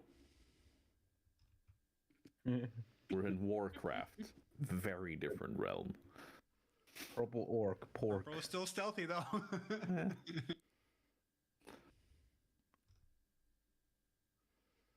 I'm just looking at the list of things, trying to find nice things, but everything has a lot of zeros next to the price. Well, again, you know, just ask like if there's something that makes sense. And Hey, this thing, 20,000, 160,000, 10,000, 18,000. Like, I'm not, no. Saying price is my ass. I mean, these are just guidelines for a GM to sell them for them or see what they're worth. But again, in this world or whatever, it might be worth nothing or 10 times as much. Depends. Like I said, some of them it's good to read the description of them in the books or whatever, or in the websites, and then maybe tone it down a little bit or whatever. If that it can be a good guide. like simply just shout out what you'd want, and then we'll see is this reasonable or not, and then we adjust it to what can be reasonable. Very much still leaning towards the bag of holding. It's always handy. Oh yeah, like larger bags and magical bags and such that's no problem getting. Yeah. That's a fairly common item here. Also, like, I have a few go-tos that are always useful. For example, bag of holding, portable hold, a rod of immovability, or immovable rod. And like, they're all good. But how useful are they right now? So if you want some sort of inspiration, you could also look up actual enchantments and buffs that could be used in a World of Warcraft setting, because that is something that's going to be unique for the world you were in at the moment and could carry on back with you. Yeah. Now I'm going to start looking up World of Warcraft items. Yeah. Can I have Aegis Fang, please? No one's using it. Well, I'm sure you'll be fine with it. are you? Only problem with World of Warcraft is I think in the current economy, it's not uncommon for something to be like, I don't know, 1 million gold. Well, we're not in the current economy, are we then? Is this before Lich King? Aegis Fang says 2,500 GP. That's not unreasonable. I mean, that's second edition, but it's hasn't been updated since then, and I don't think Wolfgar is using it. So, I mean, I've gone for something rather basic with what my role is currently within the party.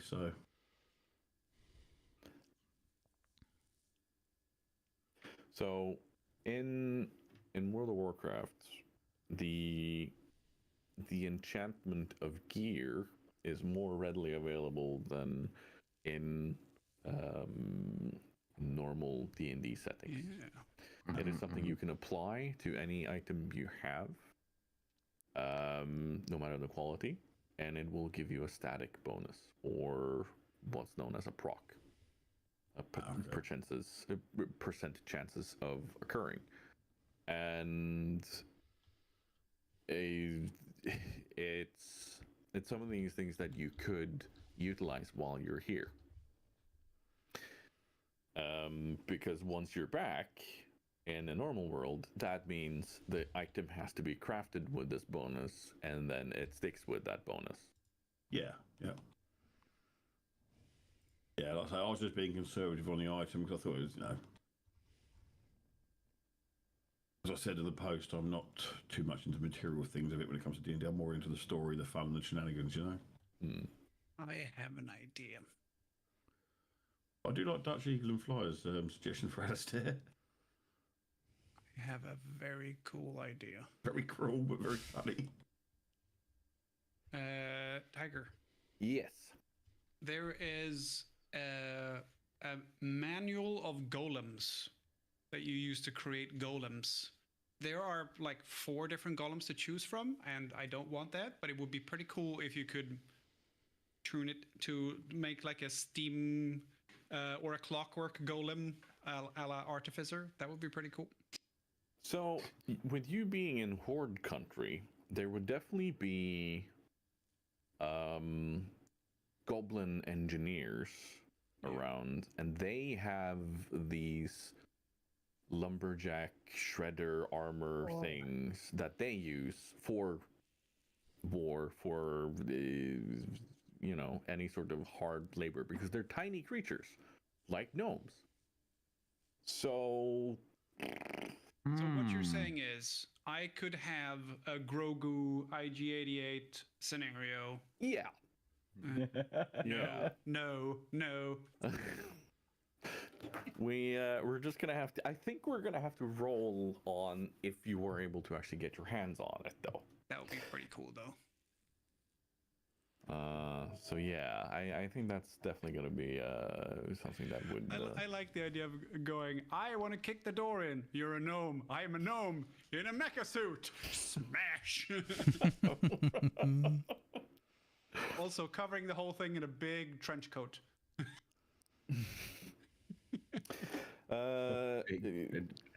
So yeah, no, Orgrimmar is big. You have places where rogues hang out. You have places where magic users hang out. You have crafters. You have chances of visiting the auction house. There's a bank. There's so many services that you can have here. So think a bit about what you could potentially do with visiting your class trainer in quotation marks. This would also be a place to do stuff like that. Get potential inspiration for other things that you could take with you. Because I'm going to be completely transparent here. You will not be in this world forever. You will be transported back. And you will not have access to these freedoms when you are back. That's when we suddenly have different constraints. When we travel back, can we do like a Star Trek traveling between planets, sort of a montage or something?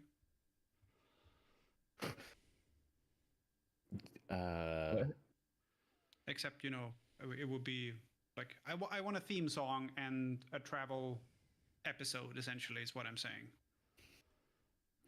Is that not acceptable? No? Okay. I don't think you're going to have time to have a theme song. And I mean, we didn't get the beach episode. No, not yet. Maybe this is your beach episode. Hanging out in the city, beach, please. shopping. Wow.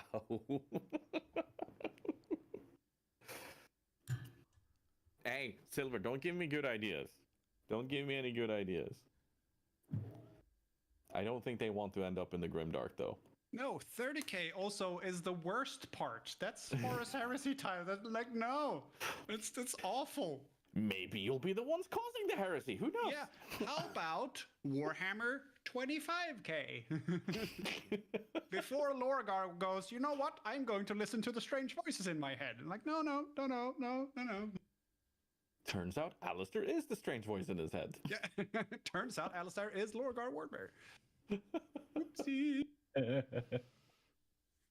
You know what you should do. Listen to the voices in your head, yeah? It's Funkin and Alistair sitting using prestidigitation to talk to people in their own mind. And that's what spawns the war. I like that idea. I like the idea of the gods of the warp just being pranksters with telepathy or the message spell. Oh Oh no. You should betray the goddamn emperor of mankind. You should do that. You should. That guy's a dick. You should. We have cookies over here. You should come over and hang out with us. And Lord Aurelian going, oh, that sounds good. I like cookies. Cookies. Cookies. I'm in. Stab. Yeah, exactly. And then they go, okay, you be in charge of cookies. You'll be in charge of, fighting. You'll be in charge of the cooking, which is going to be, Nurgle making stuff in his pot. And then Zinch is setting the table. And then suddenly, as soon as he stabs, the pranksters go, oh shit. Yes. That wasn't supposed to happen. Scatter.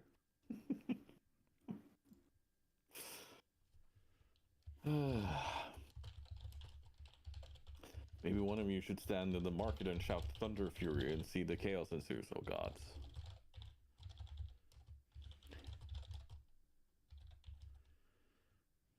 I mean, Thunder Fury would be a legendary weapon, and within the confines of Warcraft as a setting, even in D20, there would be only one of it. Same with a lot of these named weapons, there would be only one. Yeah.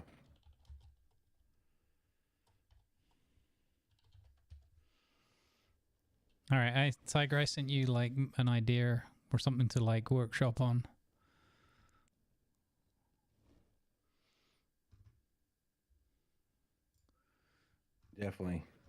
Definitely got ideas when you mentioned that there was a thieves guild.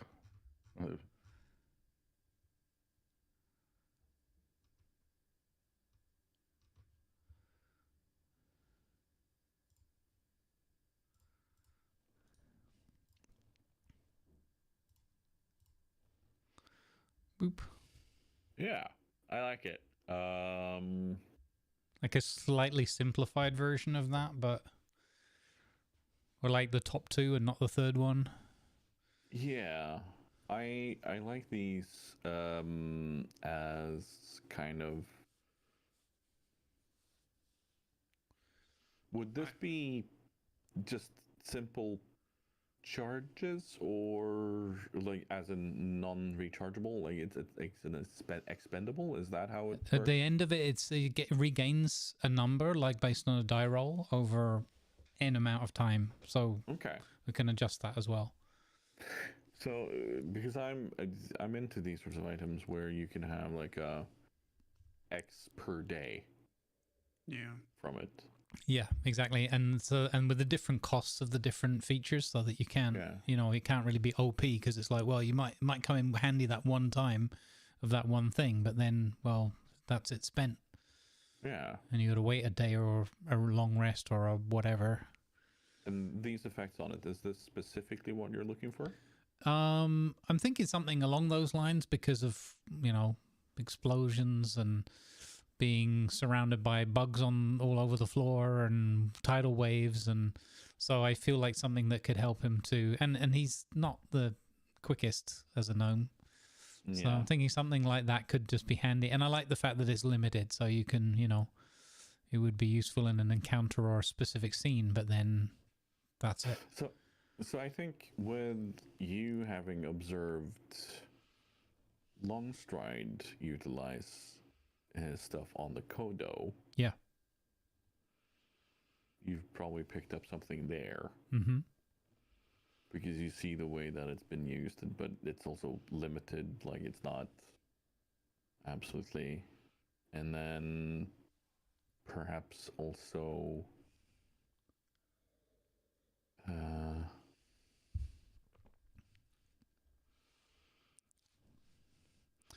yeah. Yeah, no, I like this. I like this.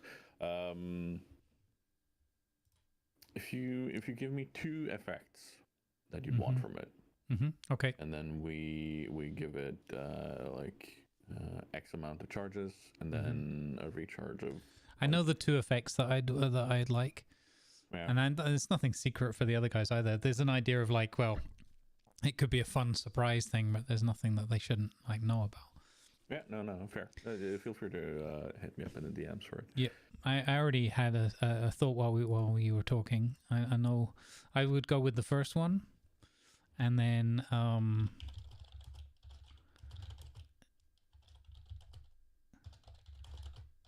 I think you'll enjoy the second one as well because it has a side effect. So I like the idea that that could become a little thing that when the side effect kicks in, people are like, "What's up with Funkin?" just for a moment, and then be like, "Oh," and then maybe it becomes a thing of like he gets a taste for it, and he's you can see where my mind's going with this.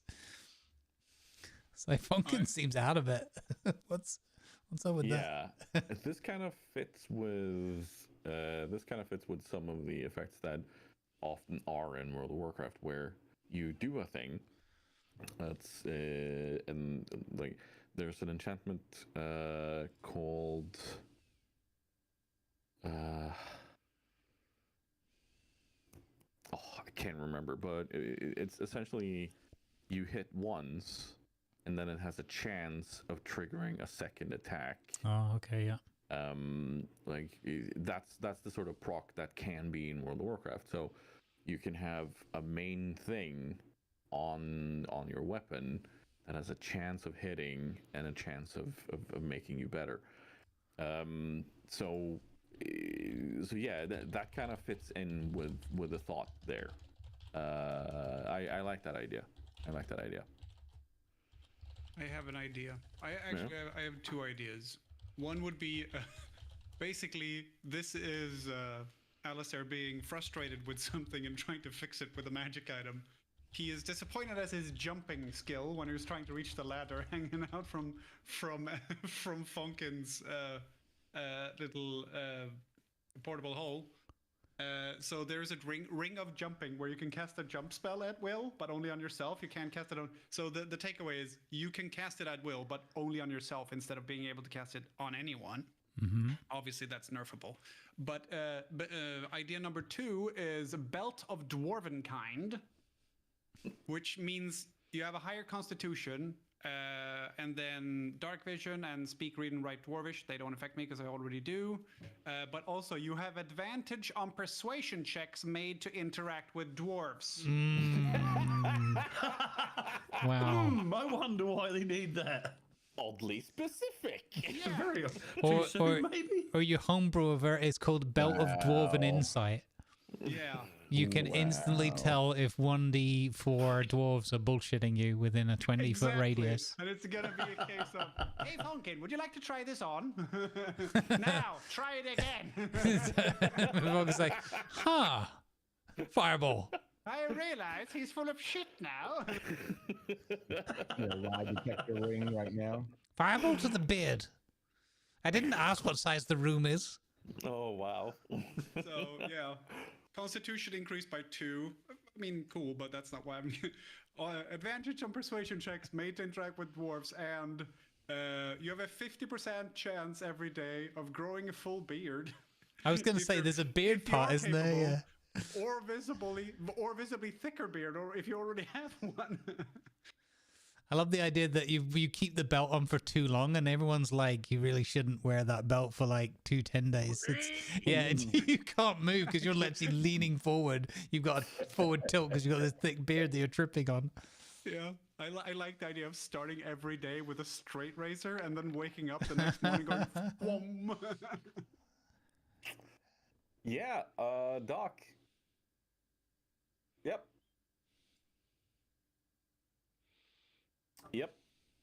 Uh-oh.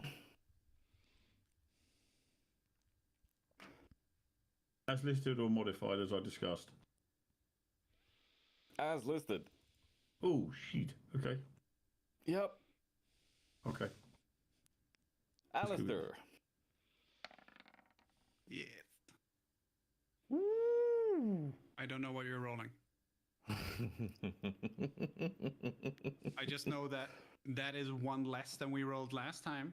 Yes. We rolled a D100 for me. So we're heading in the right direction, I guess. So, Maybe.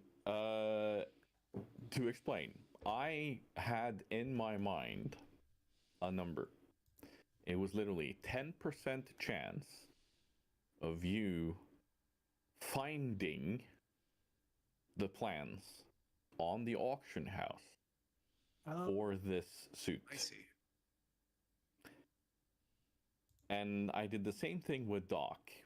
Yeah. Because he suggested an item to me. And I was like, okay, you know what? Over 95%, I'll allow the full strength of this. I rolled a 98. Damn. So, yeah, both of you find those things. Of course, you find the ring of jumping too. It's a fairly simple, not very. Yeah. It's not game breaking or anything. If we see in the future that it's been like, oh shit, this was Yeah, stupid. I mean, things break. That's not rare. Things break, or we could say, oh, let's have a limit of it of like once per session or something like that. Or, you know, oh, you took it off when you went to the bath, and now it's gone. Bye. you forgot it in the bathroom. Yeah, there you go. Let's have a look here. What was the thing from Grumbles? Wait, so did I find the belt of dwarven fuck with? Yeah. Okay. Oh shit. Actually, no, we're gonna roll for that one too, because that would be one of those like the dwarven thing. Not necessarily a common item for the horde, but let's. And it's rare, like standard. Yeah. It's rare. But I was thinking it would be a thing that horde merchants would use when dealing with dwarves. So like goblins, maybe when they deal with dwarves around like mining stuff, because they're both into that.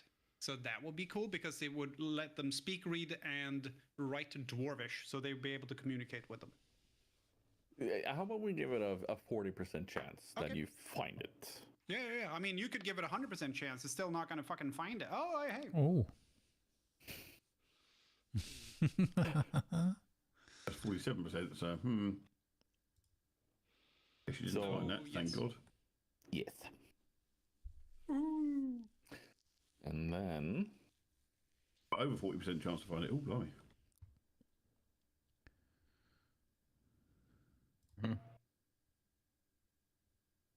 Yeah, Grumbles, if you want that to be a thing, sure. Yeah, I would just name it after. I don't know much, any WoW stuff. So if there's a kind of a gemstone or a piece of stone or mineral or something that's WoW specific, otherwise we just take it as it is. No, Amethyst is something that is used in Warcraft 2 for like jewel crafters and and engineers and so on. So yeah, no, that's all right. That's fair. Damien, what do you want to do? I have no clue. I'm so tired now, and I've been looking through a couple of things, but I really want something that fits him. And my brain is barely functioning after being up this long. So I stay awake to make sure I don't, oversleep ever the stream for this. So I've been awake now for 22 hours. It's Sunday. Yeah, like 22 hours something now. Oh wait, even worse, it's February now. Let's do this then. You're strolling through the city and looking at the different shops, and you make your way through one of the long, almost tunnel-like places that are in here. These walls, like you see the sky above you, but these walls are high and they're kind of grasping in above you. And as you're walking past one of these shops, you hear a psst. Hey. And he does like the dog ear thing again. Yes. Yeah, what? Why are we whispering? Come here. Oh, yeah, what? Yeah. You walk up and into this place, And in front of you, a creature about the same size of you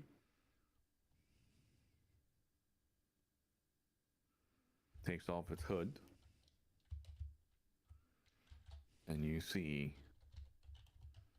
a dragonkin stand there in front of you and looks at you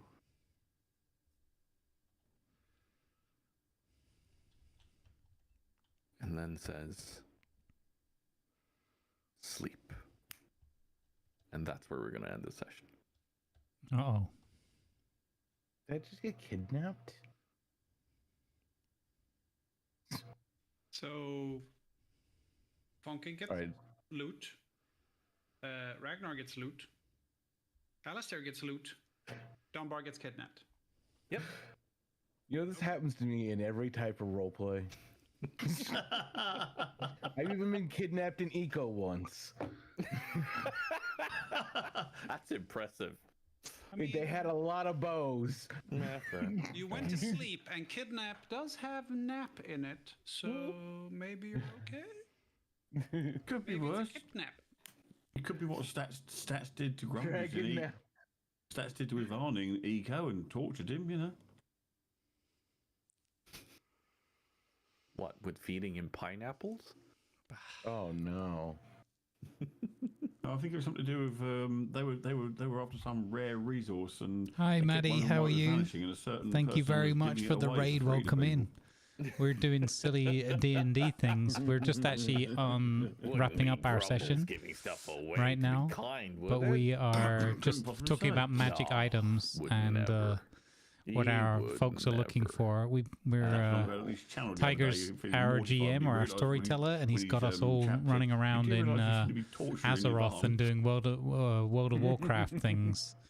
So our characters are all like coming from a 5 Also, D&D hi, Maddie and Naughty. universe and landing in World of Warcraft, and I know nothing about World of Warcraft, so it's lots of exciting things for me to learn and Yes. experience. Excellent session, everybody. Yeah. Thank you is for the anyone raid. I going really on? appreciate it. I do apologize that we're going to raid out No, shortly I'm because not. we're pretty much done, but thank you very, very much. I hope you had a good time I'm playing shippy ships and whatever. And doing some how just about chatting. Let's Go Liz? Awesome. After I wake up, I get to edit Let's my go. registry. Thank 'cause you from so everything much I've for the raid. seen, Welcome in, that's the only everybody. way I can fix my camera. Hey, Shadow, nice to see you. I think he's welcoming the raid. Hey, Naughty, Yeah, I think welcome. he's Yeah. you're talking to his inner voice. Yeah, welcoming a raid and apologizing at the same time for it being the end of the session. Welcome in, everybody. Let's go on a raid. Yeah. You mean you're not carrying on Grumbles or? I don't think so today. I was thinking about maybe I might just dip into Space Engineers because I finished making that ship yesterday. But Okay. yeah, I might do a little cheeky half hour of that. We are. Do we have anybody to raid then? Like, do we have a target? Grumpy's on. Oh. Is Yeah, he still Grumpy's doing playing armor? Yeah, he's doing Armor Reforger? Reforger with Yeah, we Icelandic get to Ice raid Grumpy's, that'd and be kind of cool. Icelandic Ice and Shotgun Berry. I think he's doing. Oh God, that poor man.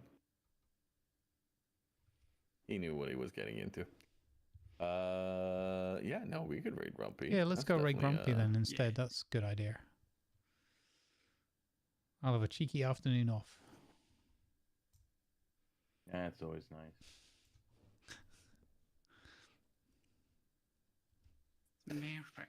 Thank you, Wow, Maddie. okay, so an account that was banned 17 minutes ago in all our chats is already suspended. That's great.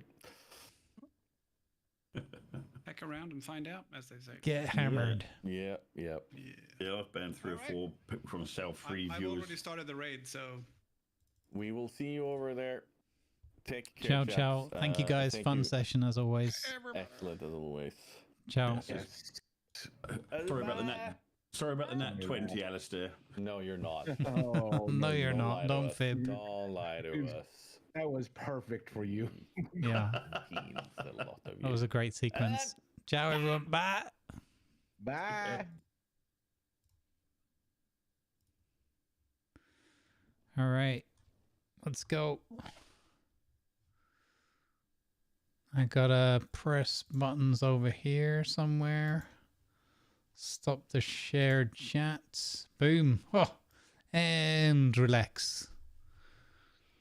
Cheers, everybody. Thank you ever so much for being here. Maddie, thank you again for the raid. I'm sorry to head out. I know you've probably gone off to sleep anyway, so I appreciate you very, very much. And gang, let's go say hi to our buddy Grumpy Beard. You can have some good fun with the Grumpy one and the Armor Reforger, which who knows if I'll end up playing that with them. I don't know. All right, take care of yourselves, folks. I'm gonna go get some rest. I got lots of video editing to do in the next couple of days for the Space Engineers series, and I'm excited about that too. So I know the YouTube's been a little bit quiet apart from all the usual stream videos and everything, but there's gonna be some exciting new content very soon. New stuff from me too, so take care of yourselves, folks. I wish you sincerely nothing but peace and love in your hearts. Look after yourselves and each other, and I'll see you in the next one. 101 coming over to the Grumpy Beard. Nice. Thank you, everybody. Take care of yourselves, and don't forget to go tickle the follows of all those other lovely folks if you enjoyed the show. Good vibes, everybody. Let's go. Thanks, mods, as well. I know it's always a bit more difficult with the shared chat and that, but I think it worked overall pretty well, and the D&D fits it very well together, so we shall carry on with this experiment. Good vibes, everybody. Shorter day today, but I hope you had as much fun as I did. I very much enjoyed it. Take care of yourselves, folks. I'll see you Wednesday.